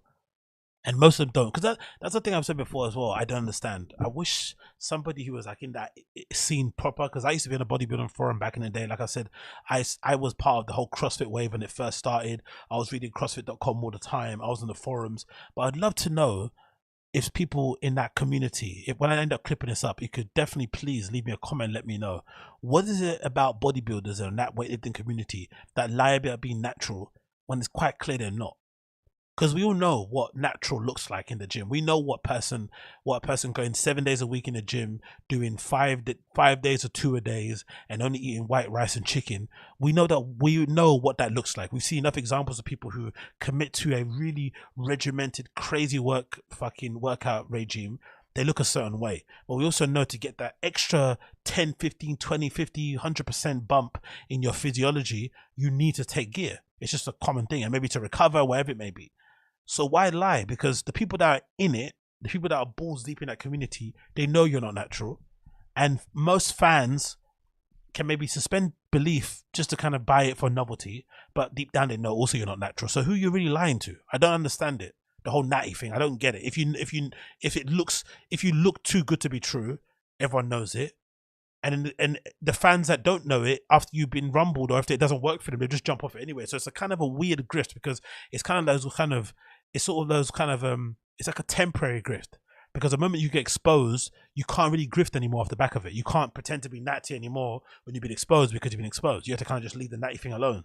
So the selling angle kind of disappears. So I wonder what the benefit is. Maybe before it was there was a benefit because of no social media and YouTube channels and all this sort of stuff, and amateur fucking journalists that are kind of in their bedroom dissecting things. But nowadays, why would you lie? Like, I don't get it. Like, it's like it reminds me a little bit of the comedian lie. Oh, I'm selling out. I sold tickets. Like, what's the point of lying about selling out? Why would you lie? Because the people in the business know what level you're at, and the people that go to the shows were there in the crowd. It's not sold out. There's plenty of seats around here. So who are you really lying to? People in the industry that already know? Your fans who are there? Like, I don't get it. Or the fans that weren't there? Like, it's strange. But anyway. But the models, the people we were trying to get to, unattainable. Were unattainable without a pharmacy of drugs, which I didn't know back then. Dude, I didn't know till I was like 24. I got a flat top when I was 12 and had my mom buy me whole milk because I thought I would look like Arnold Schwarzenegger. Yeah. My mom was like, "This is how you do it." Say I milk had my again. mom buy me whole milk because I thought I would look like Arnold Schwarzenegger. Yeah. My mom was like, "Say milk again." I was 12 and had my mom buy me whole milk. I got a flat top when I was 12 and had my mom buy me whole milk because I thought I got a flat top when I was flat top. Jesus Christ. 12 and had my mom buy me whole milk because I thought I would look like Arnold Schwarzenegger. Yeah. My mom was like, "This is how you do it." I was like, "I just lift and drink milk and have a flat top." And How can you pronounce milk? That's beyond a speech impediment. That's just laziness, isn't it? Really. That enunciation is wild. Start talking like him. She's like, "Yeah, that'll get you there." Yeah. Dumbass. Even you said when you tried to put on real weight, and you're a huge guy who puts on muscle easily, you said it took you like a year and a half. Oh my God. Yeah, it's hard work, man. If you do it if you do it naturally. And I think maybe that's why I have a soft spot for the Liver King, because I also used to take gear and it didn't work. I've been gym since I was, 4th grade, and I know how hard that dude's work, even with or without steroids, to get to that, and that discipline it takes. Yeah. That doesn't make any sense. If you were in gym since 4th grade and somebody is profiteering off of pretending to be natural like you are, you should be more offended. No? How does that make any sense? I'm defending him because I went to gym in 4th grade. Like, huh? How does that make any sense? Please tell me. How does that make any sense? It's tough. Well, it's a bodybuilder thing. Guys were like, fucking tough. Guys think, well, I could. Well, it was like Equus. What was that documentary? He took all this everything with a Russian scientist. He was a biker. And yeah, you know the 4th grade thing as well. He's like those kids. I've got a PlayStation. I've got Xbox. I've got everything. My dad can be up your dad. I started lifting in 4th grade. No, I started in 3rd. I started in 2nd. I started lifting in my mom's belly. Actually, like what? Like, all right, cool. One up, McGee. Relax. 4th grade, yeah. Cool, you were doing burpees in 4th grade.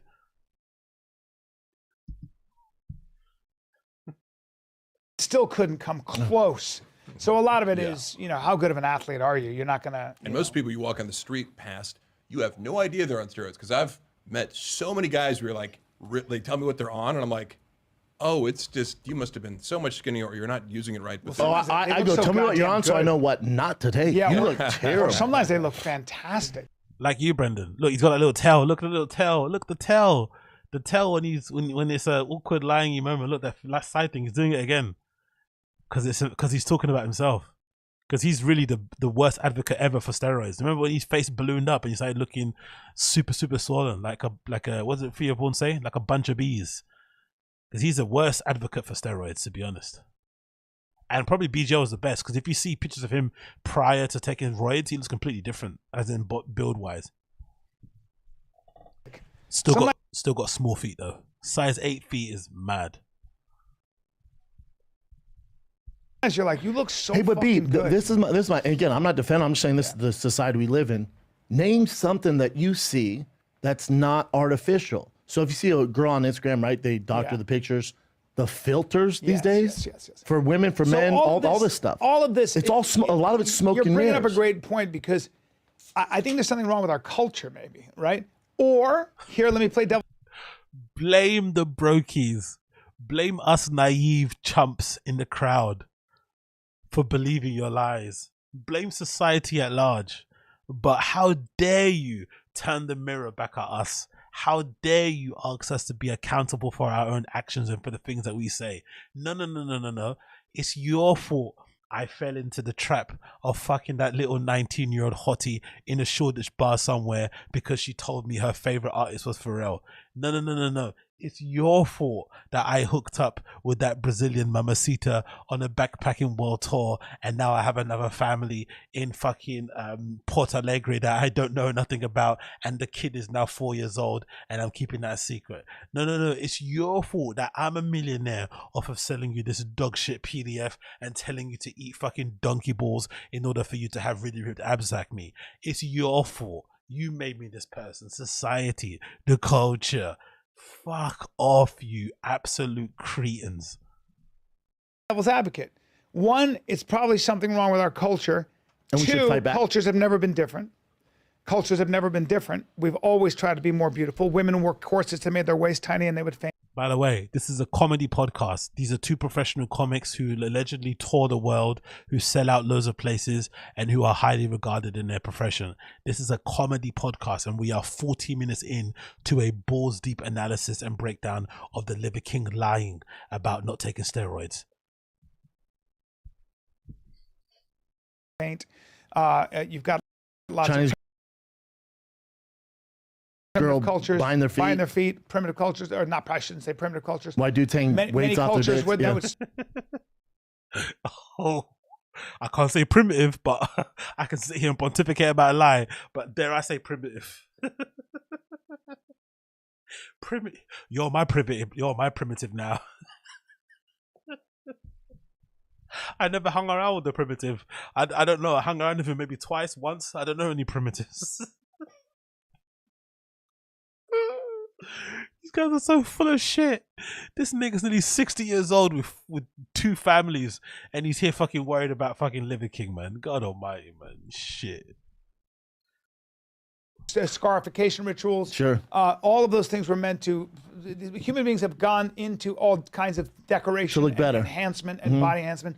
We've also altered our states, and now with technology, gene editing, we are in the new frontier where you're going to be able to look like pretty much anything you want. Yeah. And so, this might just be the movement toward a form of transhumanism. People want to live forever. This is an expression of people wanting to be bigger, stronger, faster, and ultimately And live longer forever. and healthier, That's not it. be in the hospital. That's it. And you're never going to change it, and we're but- going to get closer to it with technology. I agree. And then people come along and take advantage of it, right? You want to be healthier, you want to live longer, you want to see your kids graduate, get married, have kids, yeah? And then some fucking charlatan comes along and tells you if you take these fucking pills that you can have six-pack abs like him. Or if you take this CBD, your kids are going to be shaking at night like he's an exorcist. Okay then. The standard of beauty is really, I think the bar's gonna get lowered because if everybody can attain it from, paying a doctor and we can all, or taking a pill, whatever we get to, then Fuck that. I'm not listening. Smart talk, Brendan. I'm not listening to. That's gonna be the thing, and gas power's gonna be gone. But even in the message of that, and this isn't political. These are facts. Yeah. Even the message of Teslas and electric cars, and we think it's the right thing to do. But underneath all of it, it's actually not. It's smoke and mirrors. Because if you look into it, in the lithium batteries and how fast the cars go and how much they weigh. No fucking way. No fucking way. Now is what? Now it's Elon Musk's fault that he. No way. No way. No way. No fucking way. No way. So it's our fault for believing the lies, and it's now Elon Musk's fault because he dares to try and make an alternative, automobiles and fucking gas guzzling cars. No one's Why even talk about this? It's nonsense. Why am I even trying to reply to this and make sense of this? Let's just play. What am I doing? And now deaths are going to be up on the roads. It's actually not a Nothing's good free, thing. right? No, everything is smoke and mirrors. Yeah. It's everything. Like when you look, nothing's free. He didn't know what word to say. So smoke and mirrors. What do you want? You want the smoke? You want the mirrors?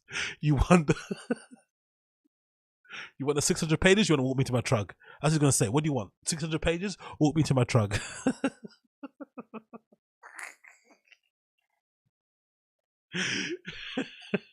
You want that con asada?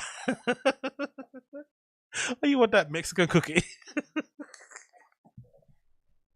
Tapas cookie? Pico de gallo. Oh, what a fucking redact, honestly.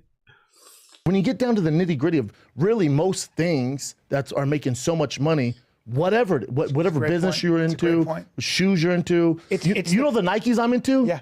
They cost, slave labor, they cost $4 to make. Everything's smoke and mirrors. It's the great contradiction of being a human being. Yeah. You try to be good and you're probably being bad, and it's impossible. They're not even saying the same things. They're not even saying the same things. He's like, they're having two separate podcasts at the same time. He's like, yep. What are you saying yep about? He's not even agreeing with what you're saying. He's talking about a completely different point, and you're making a completely different point. You're using different hand motions to say different things. Smoking mirrors doesn't mean this. He's so fucking redacted. But honestly, he's an American dream. I aspire to be Brendan Schaub, a multi-millionaire despite you being legitimately double-digit IQ. That is the goal. Because I think people underestimate this idea that you should be like Elon that's a joke. Be like fucking, Steve Jobs, whatever it may be. Nah, that's a joke. Not many of us can attain that level. Mark Zuckerberg, all these guys, nah. The actual goal in life should be like, do you remember that thing? I don't know if you guys remember, but early in the pandemic, there were these memes and these posts going on. I don't know if they were trolls or not, but people early in the pandemic were able, because everybody was making the shift to working from home, some guys were able to cheat the system and scam it for a little bit and were able to get free full-time jobs all remotely, doing like customer service stuff and I don't know, whatever stuff you can do online. And they had these pictures of themselves working at home with like these free laptops, and it's like a bit of a meme, but I think it was legit. So they got in there really quickly and kind of cheated the system. That should be what you should be aiming to do in life.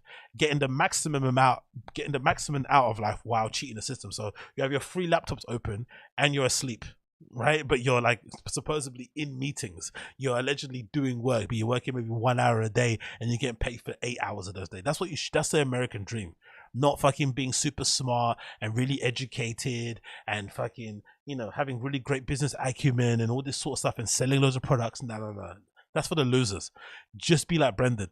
Try and aspire to be double-digit IQ, but still be a multi-millionaire. That is what you should be doing, allegedly, because that's what most of us are. Most of us are double-digit IQ, and we're just trying to make the best out of it because he's done it to the nth degree, man. He's doing smoke and mirrors.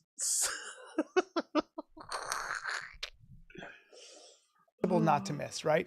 And so you're bringing up such a great point. I think.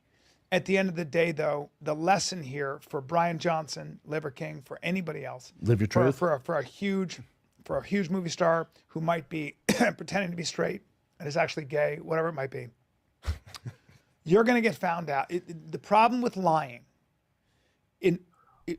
regardless. Oh, he said a little twitch because he got found out too, innit? Right? The problem with lying. The problem with presenting yourself out to be a good human being, because that's what I think what Chris got fucked up at. Because Chris was so squeaky clean. I felt like he was quite a PG person. Yeah, I'd say that. Yeah, I'd say that. I think Chris was PG. Chris was very clean, kind of, to an extent. Then when those things came out about him, forget the whole near underage thing. It was more so it kind of made him an adult straight away. It's sort of like, you know what I mean? It kind of, oh shit, he's horny. Oh shit, his dick gets hard. You know what I mean? Like really hard. he really likes to fuck. Like that kind of realization came in like, oh shit, it kind of took people aback. But I think if he presented himself and just was honest and like, yeah, I like to fuck chicks. You know what I mean? I like to put it down. I'm that guy. Cool. But because he was presenting himself as one way and then it came out and he was this other guy, it kind of threw people off a bit. So lying, I feel like, is detrimental, especially if you're a big figure, because if your image online isn't congruent to how you are as a person behind the scenes, you can't keep up those two personas at the same time, unless you're obviously a sociopath. But if you're not, then you're going to find it hard to kind of manage those things at the same time. And, you know, Brian kind of knows that to be the truth, innit? He knows that to be the truth. God damn. Regardless of where it is in your life, just know you're not going to get away with it ultimately. You can't. You just can't. Well, and I have... For LeBron, if you want to, and I'm saying he is, but if for Tom Brady, if it means I get to watch you play for 10 more years and you're taking HGH. Oh, shut up. We're not talking about that. Yeah, I just think at the end of the day, it's a fucking really, it's kind of new for us, but it's not. And it's a really tough thing. And when you're in the limelight and you've built your fortune off of a certain look and a certain persona that requires all the work and little help on the side, and letting people know that help on the side is going to tear it all down, it becomes very difficult. Yeah, So- he's in a tough spot. But nowadays, all of us know, most of us, you know, with all the guy like Derek from Plates More Weights or whatever. What is it? Plates More Dates. Plates More Dates. Sorry. More plates, more dates. More plates, more dates. We just, you and I both. I know, get it. I fucking I'm triggered. like plates on plates Yeah, with dates. Why did he? And hot- Why did he go bad on Liver King? That's a great question. I'm with B on this, and I love Derek. You know, I love you in Place More Dates. Again, maybe it's because I get so much shit all the time, but when I saw that, I went, "What are you doing, Derek? What are you doing, man?" Much shit all the time, but when I saw that, I went, "What are you doing?" Okay, so I want to go back there to blow my nose. Am I the only one that didn't think Derek went bad on him? If anything, that was the most methodical, very kind of as it is sort of video expose.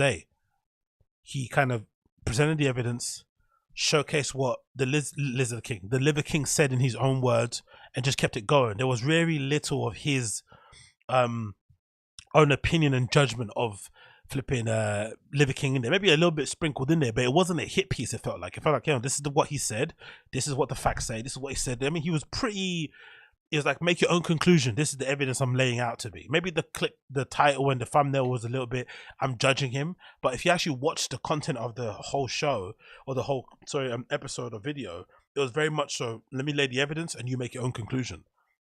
So I find it funny how he jumped on that.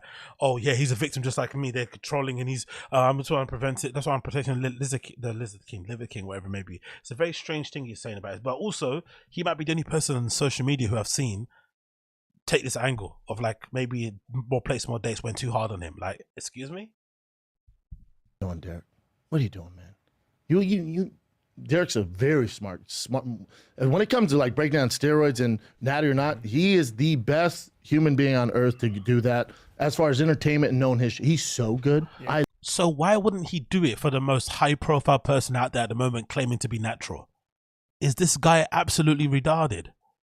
You just said yourself he's the best at exposing all those things. So why wouldn't he do it to the one person who's the biggest star of them all at the moment, and obviously pull the curtain back and show, hey, this is what I've heard? Come on. I love this man. He's phenomenal at his job. The best there is. Rogan had him. Whenever people do these kind of whenever people have these kind of disclaimers before you, it's usually they're gonna follow up with an insult. Always be aware when someone lays it on this thick. Great guy, amazing guy, I love him. It's usually chatting shit about you, or they're gonna say something horrible. You met him? So good, yeah. We've gone back and forth, texts and DMs. So if I ever want to go on steroids, not for you. We'll get to you. he's the guy. No. Just go up the road. But so doesn't matter, right? So, but when I saw Derek do that, a part of me, because we live again, this is another problem in society that we're talking about with smoke and mirrors. But the mentality to be the first one to tear somebody down, it breaks my heart. I'm like, it's not the same thing though. You fucking whatever spanner. It's not the same thing. It's not the same thing at all. This is a false equivalency. It's not the same thing. We're not trying to tear him down because he's ascended to a certain height. He's ascended to a certain height and it's exposed his lies. That's the issue. The bigger he got, because again, the thing I don't have any sympathy for him for, because he clearly wanted to be viral. He clearly wanted to like break the algorithm, and he clearly did. And he clearly got a lot of juice from it, no pun intended. He should have had a plan in place for when he was at a level where his lies are going to catch up with him and just say, hey, I fess up now. That's what you should have done. If you're actually gonna be, but I guess if you're that kind of liar, you're not the most greatest guy in the world, are you? Innit? But I think if you're actually gonna lie well, you should have always had a break glass in case of emergency option. There always should be a button, always should be a stage where you're like, okay, cool. There's too many people asking questions. Everyone's kind of circling around me. I'm getting a lot of attention. My followers have gone up 100,000. I'm getting all these calls. Okay, let's confess now. Like, you should know when to do it if you're in it for the long game. But obviously, he was in it for a cash grab. Maybe he was too desperate. I don't really know, and he fucked himself. That's it, basically. It's not that big of a deal. That's why. And obviously, in this industry, that Derek guy is meant to be the one person who goes out of his way to expose it. Because, I guess, from Derek's point of view, it's probably more annoying in the fitness industry when these guys are saying that these supplements are very, very basic, super basic supplements, and they're trying to attribute all these incredible gains to them, which obviously don't exist. That's the thing that probably annoys those kind of guys, because it's unnecessary. It's a lie, and it's probably the worst type of lie, because we all know it's not to be true. Like, you only need to go to the gym for a month or maybe a year to realize how much work needs to go into it, and also the extra gear that you need to take in order to get to the next level. So trying to ascribe all these health benefits to fucking fish oils and fucking protein powders and shit and coffee mixers is really scummy, to say the least. Beyond scummy. That's basically why he would say that. It makes complete sense. That's his niche. That's his thing. He reveals and exposes that because clearly he knows it happens all the time, and he's super upfront about the stuff that he does, and he still does pretty well for himself. So why can't these people do the same thing? Like, it's not that hard to see. You could have called him, Schaub, be like, hey dude, how do you, before I drop this, like, what do you want to do? Or like, you know, like, or if you want, I'll have you on. Hey dude, I'm going to expose your lies. So before I expose your lies, do you want to maybe clean up the lies? So then when I expose them, they don't hit as hard? Yeah, true. All right. We can talk about this. So you wanted Kalila to speak to him before she exposed the fact that he slid into her DMs. You wanted Adi Liederman to speak to him before she said the joke about the truck walk. Yeah. He wanted Bobby Lee to admit, hey, yeah, I'm the mod, I'm the admin behind the Fire and the Kids subreddit. I apologize for starting every single thread about you on there underneath different pseudonyms and spending, 10 hours of my day on that forum crafting a solution to end your career. I'm really sorry. I think there's a better way to do it, because we're so quick to society in general, because they haven't risked what other people have risked to get to a certain point, whatever it is. Yeah. They want to tear. Fuck you.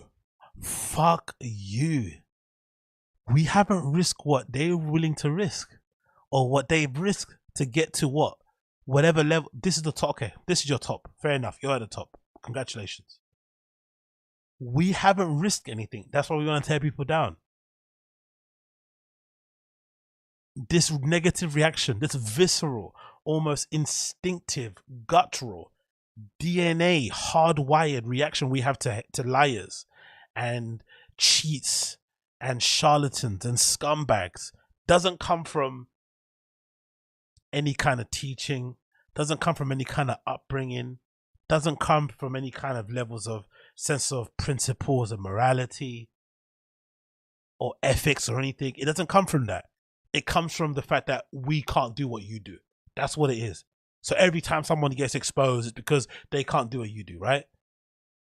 What a fucking piece of, God almighty.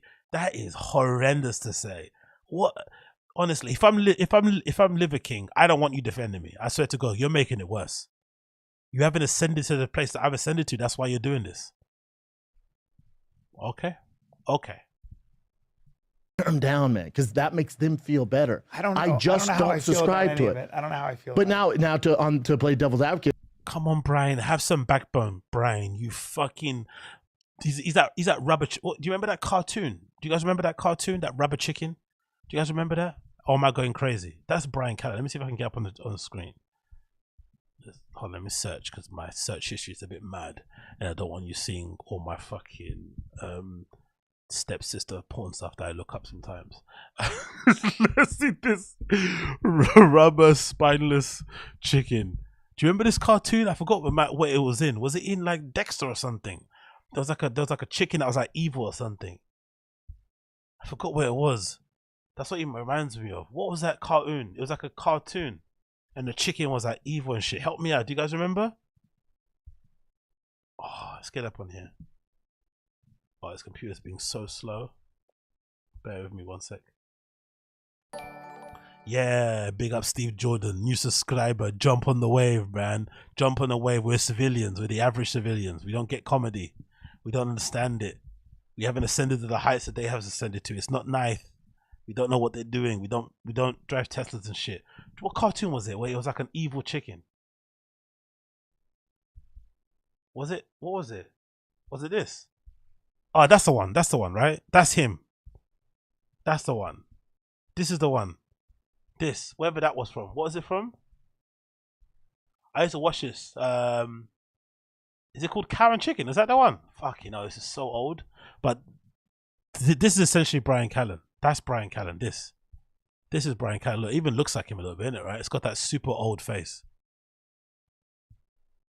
He wasn't even this is the one. Do you guys remember this? This just boneless chicken? That's him. Come on, man. Jesus Christ. Get up with Derek on Plates More Dates. Is it his job? Because he does a natty or not? It is his job. So is it kind of his job? Kind of. But if you get an email, look, I'd say this. Is there? But also because it didn't come from an actual doctor, it came from his bodybuilding coach. Yeah. Isn't there HIPAA laws here? Is somebody getting sued here? I don't know, because it is. What are we doing here? Is somebody getting sued here? I sued a fucking minor, small, at that time, YouTuber for daring to share a clip of me allegedly, supposedly, maybe not cheating on my wife.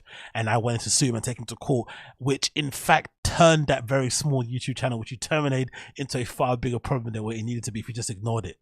Right? That's what he did to Uniques. Uniques was tiny at that time. Or not tiny, but you know, into the grand scheme of things, what Uniques and what I'm doing and what I'm talking about doesn't matter. We do not matter in the grand scheme of things. Then you try and sue that person and take them down, and then guess what happens? Guess what happens, mate? Guess what fucking happens? Guess what happens, man? Guess what happens? Exactly. Fucking hell, man. Oh, yeah. Is there any HIPAA laws here? What are we doing here? Is there any HIPAA laws here?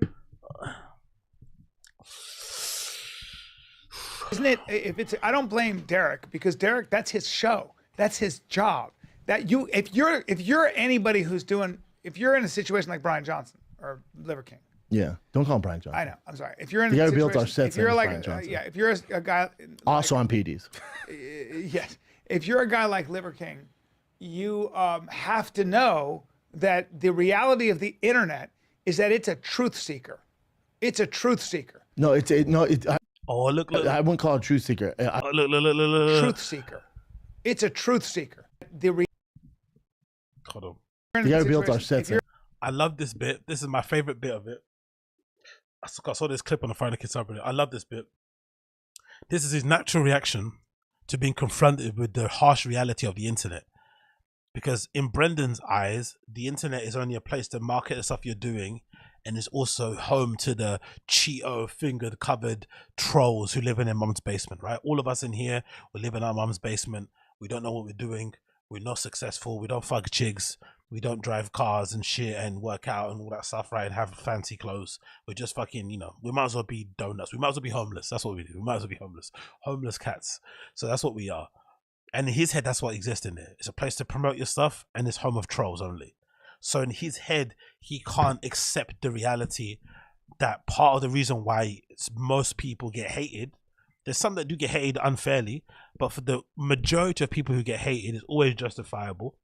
There's always a reason behind it, and it's always valid to some extent, for the most part. Now, the people who master the internet very well, like I said prior before, someone like a Bradley Martyn, he understands the meme. Like, look at his gym, Zoo Culture. They do skits and stuff that are really cringy on their Instagram page and TikTok accounts because they've embraced the meme. They know everybody looks at it like a joke. They know it's home of just these prancy, self-conscious, self-obsessed Instagram people who like to go there and pretend to work out, but they embrace the meme.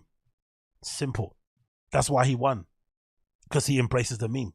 He won because of that. Simple as that. Nothing else. Nothing else.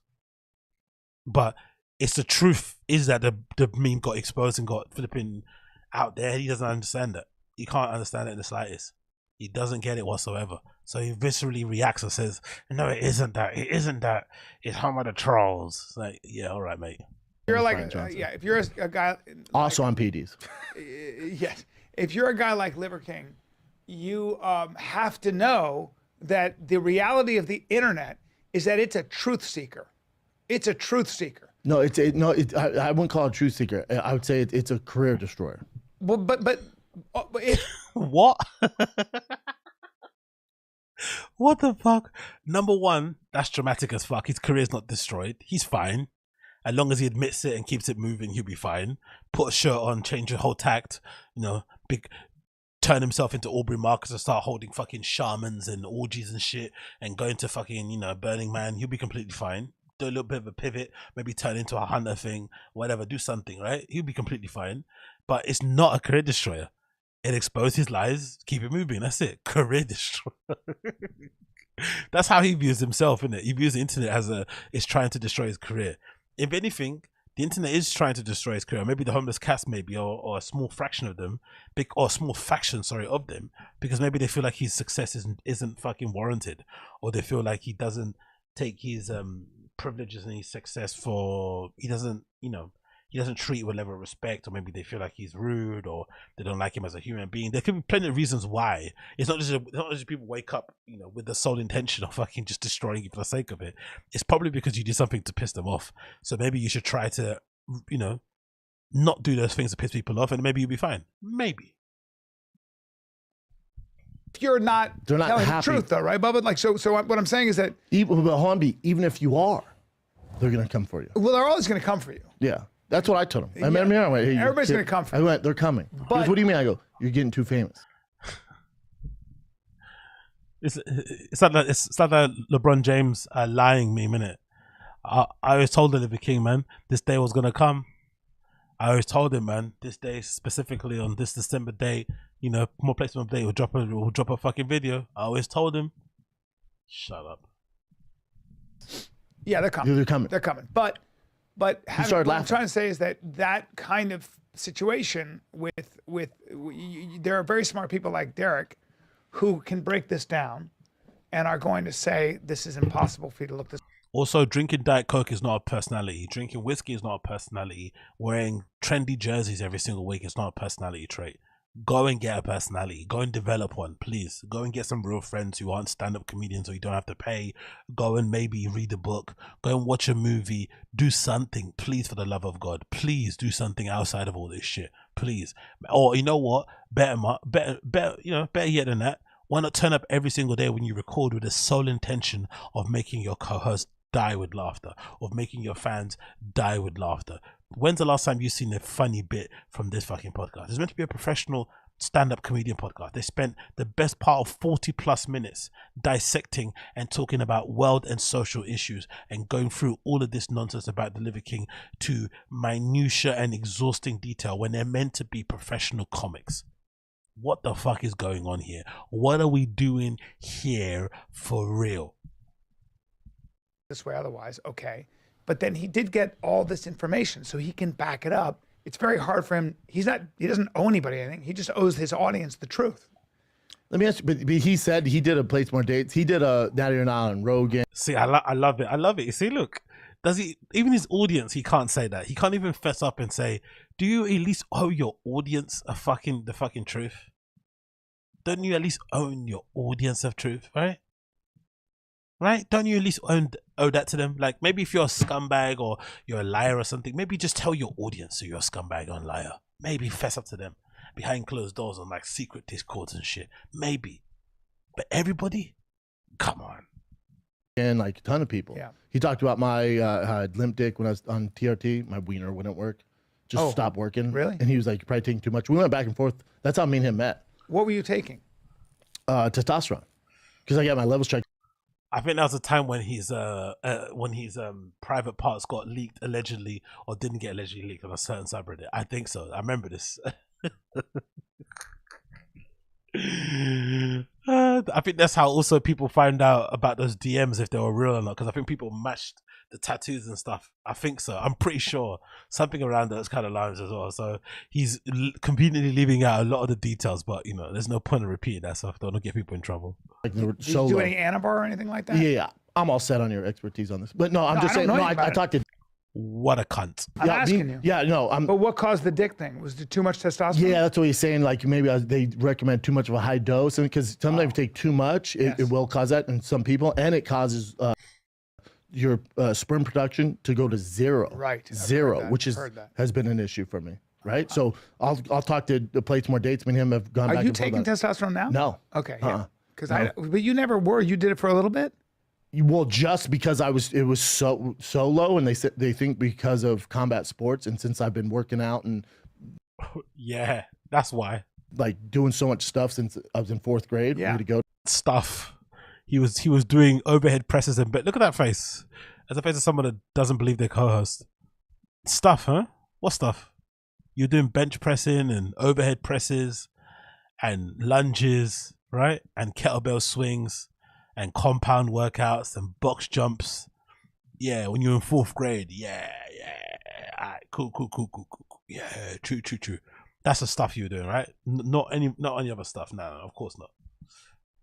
Oh, Dad, that all like way to go, Dad. Tackle football in 4th grade. What are you doing? But way to go. I loved it. But in 4th grade, for getting hit in the head, to doing all this stuff. Fucks with your pituitary gland. Well, they said just the constant the adrenaline, the testosterone, it just. Yeah, and I'm sure the drinking of whiskey at 9 a.m., the mountains of fucking coffee, the lack of sleep, the 100,000 plus hordes of literal haters that hate every single inch of you, that doesn't contribute to it at all. Nah, that doesn't contribute to it at all. It's all the fucking getting hit on the head. Yeah. And the stuff. Yeah.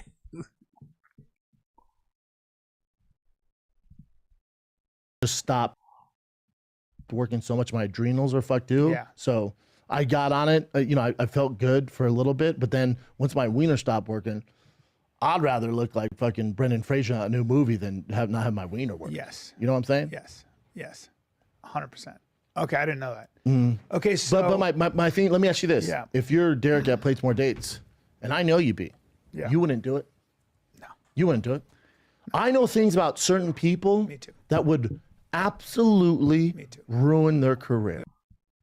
This is not to ruin. Oh my god, I love how this is kind of like a weird quasi intimidation reminder to certain people.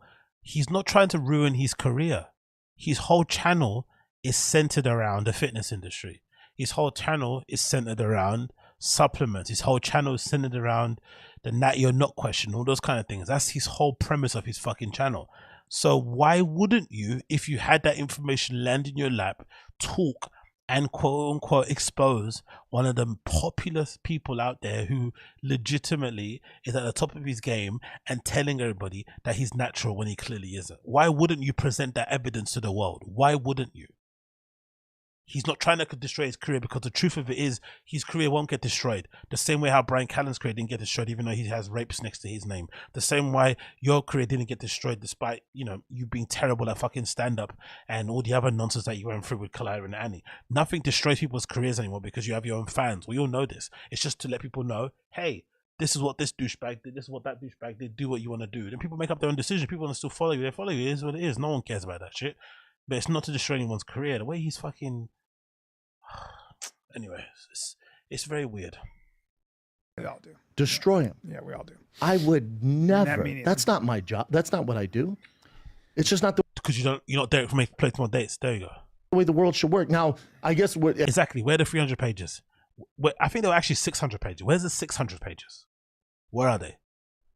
And don't just zoom into fucking source code on your fucking phone. Give us the evidence. Again, I'm such a fan of Derek. When I woke up this morning, I was no, you're not a fan of Derek. You're doing that fucking fake hand thing. So you're not a fan. Like, man, I wonder what the fuck. Why would you do that to this poor guy? Granted, he did lie, stuff like that. But then I went, it is. Let's rewind that. Let's rewind back. Let's rewind back. Let's rewind back. Guess what? Again, I'm such a fan of Derek. When I woke up this morning, I was like, man, I wonder what the fuck. Why would you do that to this poor guy? Granted, he did lie, stuff like that. Granted, he did lie. Oh, man, I was just looking at the fucking what you call it? I was looking at the what those guys' name again, man? What's that fucking name? What is it? French magazine massacre. Where is it? Charlie Hebdo. Yeah, I was just wondering, man, why would you go ahead and why would the Charlie Hebdo people be, fucking sent to prison or whatever it may be? But I just wonder, oh yeah, they did go and fucking murder an entire office full of magazine editors because they dared to write or draw a depiction of fucking Allah or Muhammad in their magazine. That makes complete sense. Yeah, that makes complete sense. I was wondering, with Jeffrey Dahmer, why would he send that poor guy to prison? Oh yeah, he did just, go to the most, deprived and downtrodden areas in America and take advantage of their lax police forces and decapitate and eat fucking, scores of black people in neighborhoods to the point where people can't even actually get an accurate number of who people he took out. Yeah, that's complete sense. Like, what the fuck? What kind of defense is this? Yeah, he did lie, but let him off. So he's basically doing that professional courtesy thing with a lot of them do, where I'm terrible at comedy, but just don't say it because we're all trying to make money here. That's essentially what he's doing. There's a professional courtesy that exists in that industry where they never call each other out, even when they're all scum. Because I guess if you're in a room full of scumbags, pointing at another scumbag is essentially like the living representation of that Spider-Man meme. But then I went, it is kind of his job, right? It is. If he does Natty or Not, and he has the breaking I have no news, problem with Derek doing it in a way because it's his job. I don't either because that is. What are you saying then? Can you fucking stand on something? You just started off by saying that you thought, why you do that to poor guy? Now you're changing your tune again. Is what he does. Yeah. I mean, you got to know that's going to come out. It's like being mad. Why did his It's like being mad that Don Lemon lied to you about COVID. It's his job, right? What? Right? Sir. Don, what? Why is that even funny? Don Lemon lied to you about COVID. Why does he love to? Anyway, I don't know. Why am I trying to understand that? Right. Right. No, don't get me. Don't bring me in. Come on, Don Lemon. I don't know. I don't like your metaphors and comparisons, man. I don't know. Hold on. Why do you think? I wonder I'm suppressed on Instagram. Why do you think this all happened? Like, why did his coach go bad on him? His coach is the one who was bad on him. There's the fucking root of the problem. Yeah. Hey, coach. Yeah. Oh yeah, it's definitely the coach. He's the root of the problem, not the fucking guy that lied. All right, I'm done with this now. Let's switch off to fucking Liver King. Let's see what he had to say. Let's see his apology. These fucking guys are look at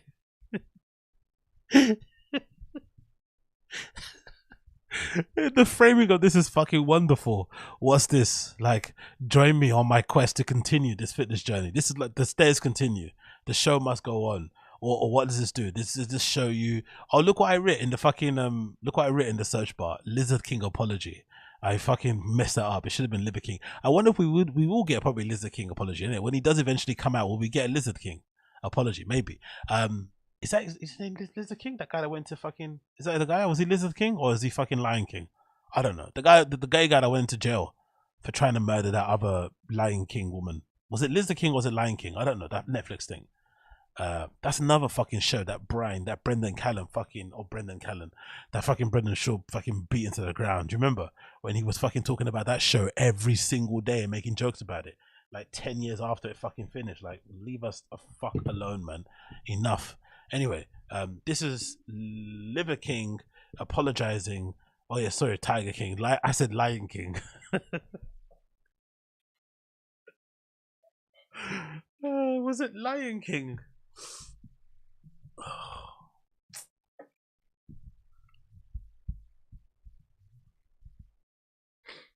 Primals.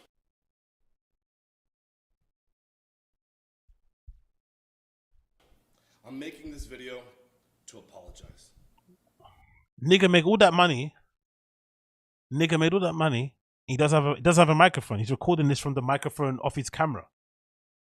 And he's reading a script that's on paper, like on the floor or something. This is a wild white boy, man. This is a wild white boy. Because I fucked up. Because I'm embarrassed and ashamed. Because I lied. And I misled a lot of people. By the way, What's that accent? Because I fucked up. Because I'm a. He kind of sounds like, you know, that streamer XVX, XVC, QVC, or whatever his name is. He's got that weird, like somewhat European, somewhat American accent. Like he's like an international school student. Why does this guy sound like he's from Eastern Europe, but also he could be from like Connecticut and something? Like, what is that? Thanks, thank you, Diego. Yeah, they are, isn't it? Let's just have that in frame in it the whole time. Why has he got that weird accent? Oh, is that why he's Canadian? Okay, cool. That's probably why then, right? He's from like Ontario or something, right? He's got a very strange. Oh, that's probably why he just sounds like that streamer. Because that streamer guy, isn't he from Belgium or something? Isn't he from Belgium? Is he from Belgium? Or is he from like that QXE guy? Isn't he from Belgium or like Canada or something? I'm pretty sure. The one that speaks really, really fast. You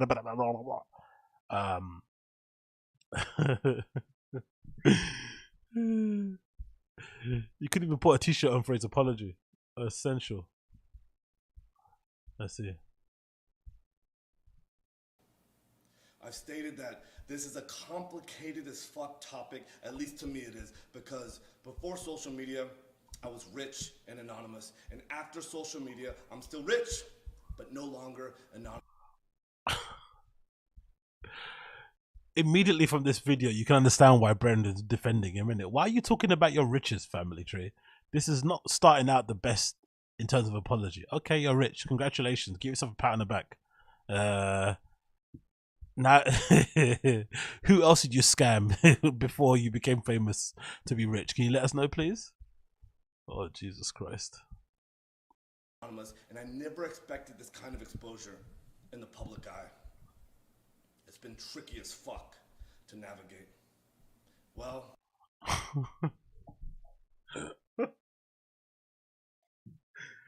Honestly, the production levels of this fucking apology is fucking incredible. You can barely hear him because he's talking through the microphone camera of whatever camera he's using, probably just his iPhone. He's got it framed so that he's standing in front or sitting in front of this staircase, sitting on this weird leather chair that's probably full of mad back sweat and shit. Look like he's from Transylvania. And now he's like trying to sound natural, but he's clearly remembers some sort of script. This is terrible, man. Clearly, I did it wrong. And I'm here now to set the record straight. Yes. YouTuber side, you see that? The YouTube apology side. Like every single person before him, like fucking what's his name? Logan Paul. Maybe not Jake Paul because he probably doesn't give a fuck about apologizing, but many other people before him. Who's the other girl? Tana Mongu, maybe a Jeffree Star's probably done it also. Maybe many other people I can't think of. YouTubers have done the fucking quintessential YouTuber side.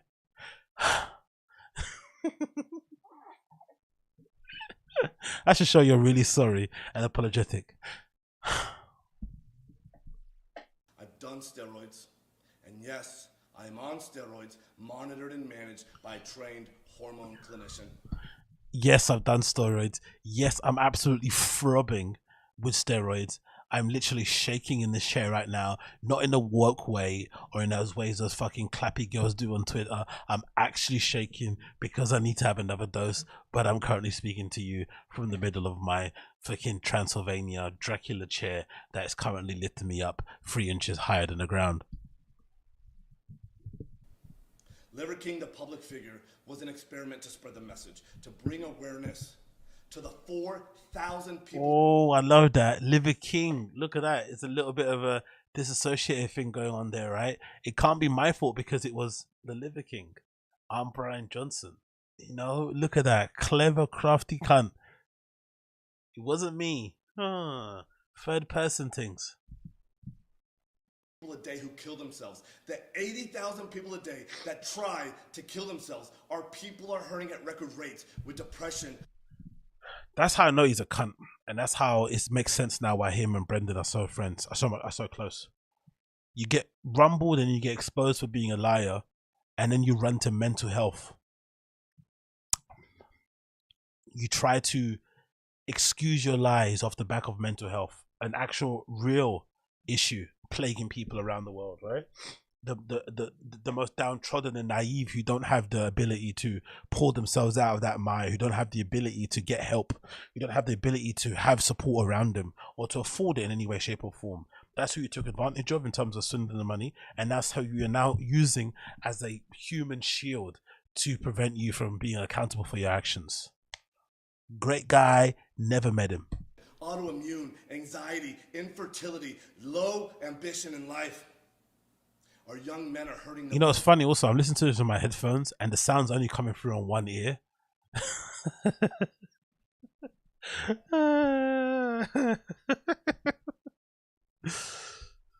Feeling lost, weak, and submissive. So I made it my job to model, teach, and preach a simple, elegant solution called ancestral living. The 9 ancestral tenets, so our people no longer have to suffer. Is he gonna give us a discount code at the end of this apology?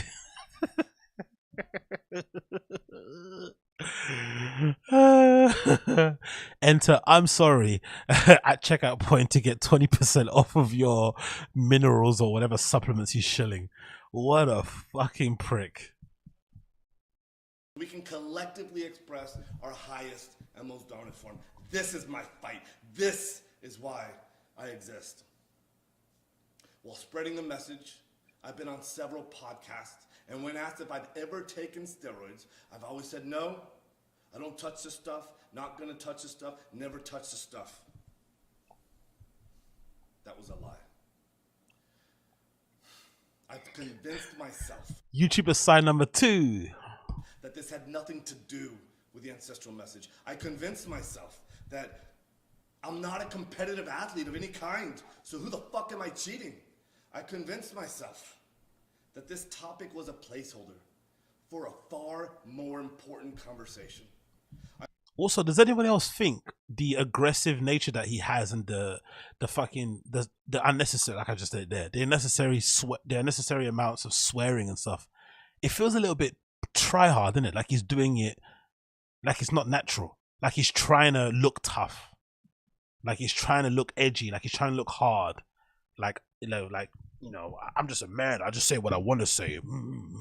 You don't like it, you can hit the road, or you can meet these guns, right? Doesn't it feel like that? He's kind of performing. Like, I don't know what the fuck I'm doing with this sort of stuff and being all like it feels a little bit try, a little bit like he's trying to, like, it's like, remember that bully in school everyone's afraid of because he was the tallest kid in school for your age. Then you see him get smoked by some little guy and you're like, oh shit, he might be big, but he's actually can't fight. You know what I mean, he's actually not that strong in the slightest if he can get smoked by this dude that's like 4 feet taller than 4 feet shorter than him. Do you know what I mean? I don't know, I feel like he's got a bit of that about him. Like, I don't know if I like this like weird pretend bad boy thing that he has going on here at the moment. Like he's got the persona of a Tim Kennedy. He's got that kind of Tim Kennedy thing about him. I convinced myself that this would overshadow the 36 years of working out, usually twice a day, without PEDs. I've convinced myself that this was the vocal minority, usually in the fitness category, driving to an unproductive conversation. And I had convinced myself. To be fair, anybody with a lisp that looks like this, you should probably never trust, to be honest, in my opinion. That this would be the wrong message to send to the 15-year-old boys. So I continually dismissed it. 15-year-old boys? What? That's a weird message to send, isn't it? What? It's 15. 15-year-old boys? Sir? What? Anyway, I'll just leave it. I'll leave it. I don't know. And I dug myself into a bigger and deeper hole. I have only myself to blame. I did that. And it was all wrong. I will be better. I will talk about it openly because I believe that there's a time and a place for pharmacological intervention monitored and managed by a trained hormone physician.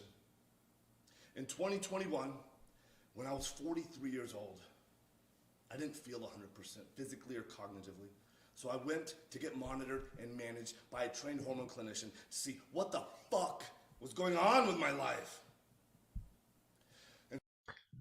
this apology is so badly constructed, because if he just would have taken out that bit about him trying to use mental health as a human shield, and just said this diatribe that sounds fucking pathetic and try hard and scripted as hell, this would have been a far better apology.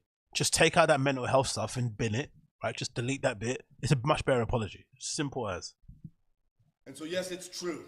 I have tried several peptide combinations in an effort to increase my growth hormone, and it didn't work, meaning that my levels still remained below the normal level. So yes, it's also true that I've tried. Every time he points up, I'm thinking, I'm half expecting him to say, and it's by the strength of the Lord Jesus Christ that I'm now here with you today. I'm making this confession to give my life to the one, the true above, the true God. He's the only person that can judge me for my actions. I'm half expecting him to get into some sort of like Christian evangelical shit. I don't know why. Maybe I'm just too traumatized from going to church, but I'm half expecting every time he points up that he's going to start talking about Jesus. Like, you too should give your life to Christ. Enter I'm sorry and Jesus in the checkout to get 10% off.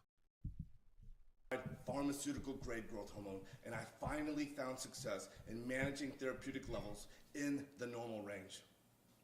Yes, this is true. I've continued on with 0.6 cc's of testosterone per week, roughly 120 milligrams of testosterone a week. And no. Look at his eyes. Look at those sneaky eyes. Look at those sneaky eyes when he says it. Look at those. Look at his eyes. Watch when he says it. Look at those sneaky eyes. That's him like trying to come to grips with the lies. Look at this. Look at his eyes. Roughly 120 milligrams of testosterone a week. That's like those videos of those dogs that get caught in the kitchen eating the biscuits. Like they do that thing with the eyes. Look at him. Of testosterone per week, roughly 120 milligrams of testosterone a week. And no, I don't take any other steroids like nandrolone or Winstrol, but I have tried them in the past without. What's the point of even denying that stuff now, right? It's like when you get caught for being a drug addict or something. No, I did not do meth. I did not sip lean. I just did a bunch of coke and I just did a bunch of crack. That's it. There's no point of like there's no point of clearing that up. Just, you know, it is what let people assume what they want. Like, no, I didn't do heroin. I just stuck to the meow meow. Heroin I didn't touch. It's like, what? Out success. Yes, it's also true that my blood chemistry got all fucked up while taking nandrolone and Winstrol. My lipids got all deranged. My liver enzymes. Again, with the finger pointing upstairs, is that a weird tick of him being disassociative, saying like the guy up there, him, the guy I left upstairs in a body bag, like what? Went sky high, which is why clinical oversight is an absolute must. Nope. The Liver King brand has had nothing, or at least very little, to do with my business success. My companies were already kicking ass, already successful before the Liver King public figure, growing at 50% year over year and still growing at the same pace after the Liver King public figure.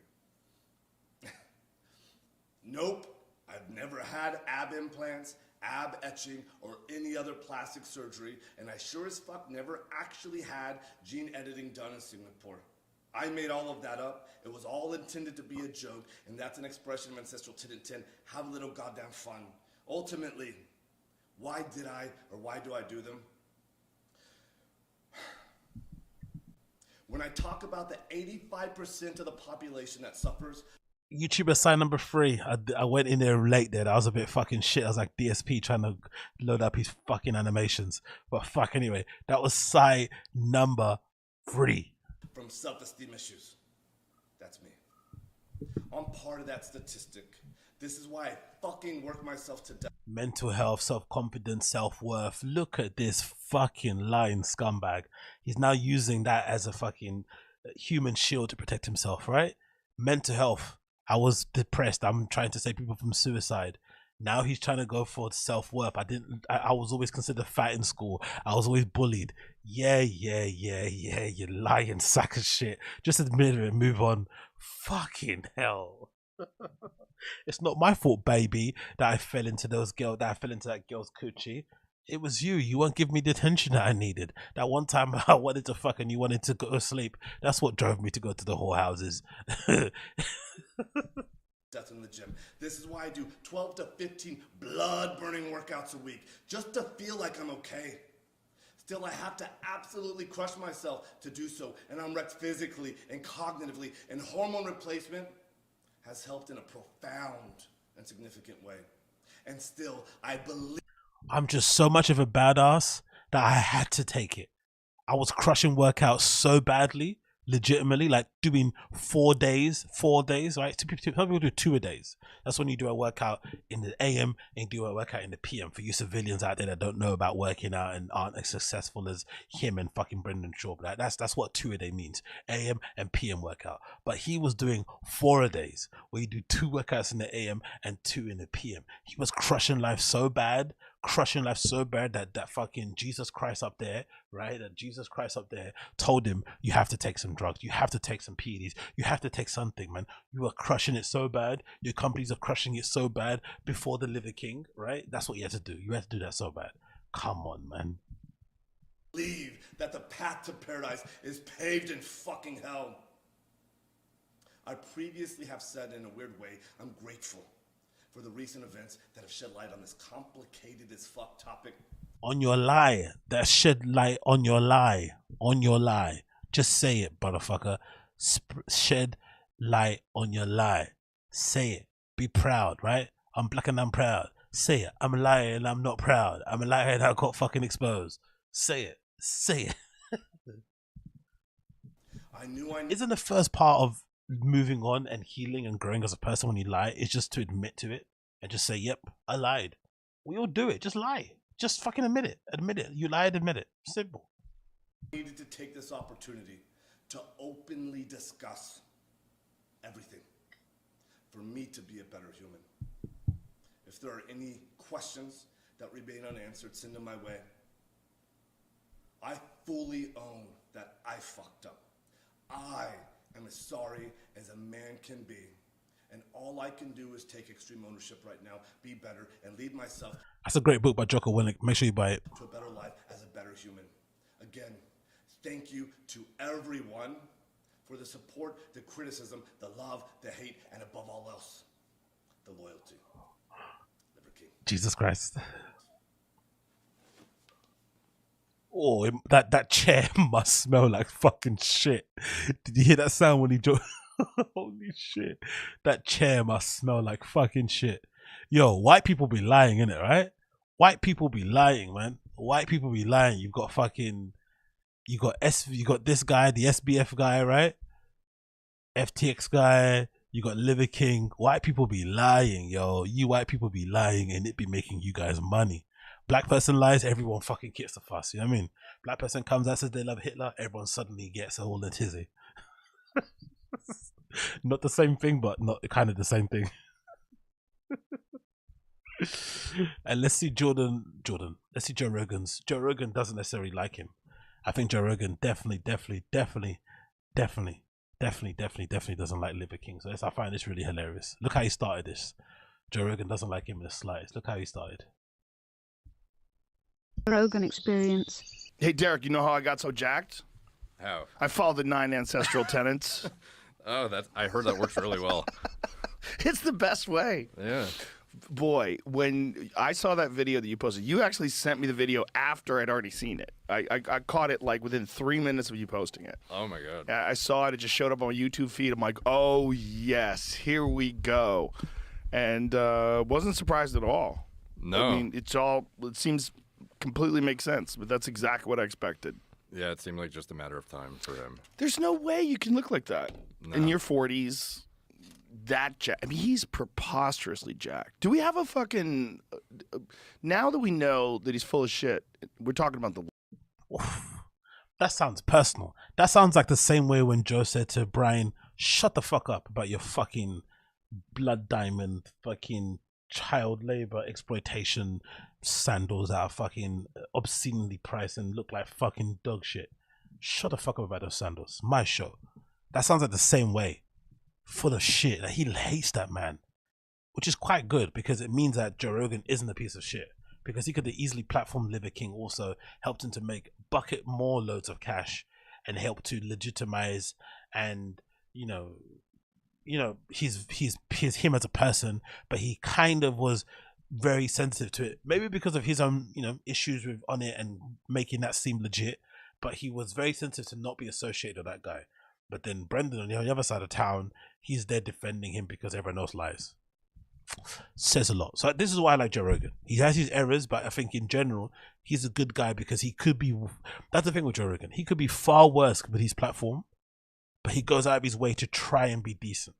And I think that for me goes a long way with someone like that. Goes a long way for me anyway.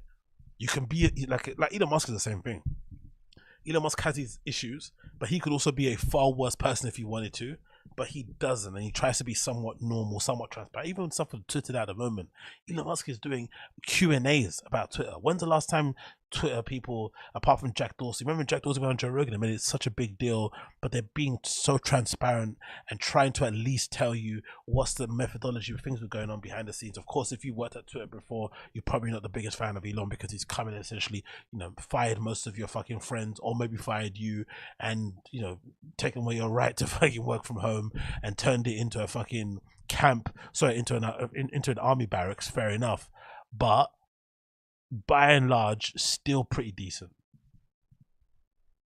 Liver King, by the way, ladies and gentlemen. A lot of people are like, what are they saying? This is all inside stuff. There's a guy, if you don't know who the Liver King is, the guy calls himself the Liver King, and he's this guy who walks around everywhere with no shirt on. I've seen him in Vegas with no shirt on, big bushy beard, super jacked.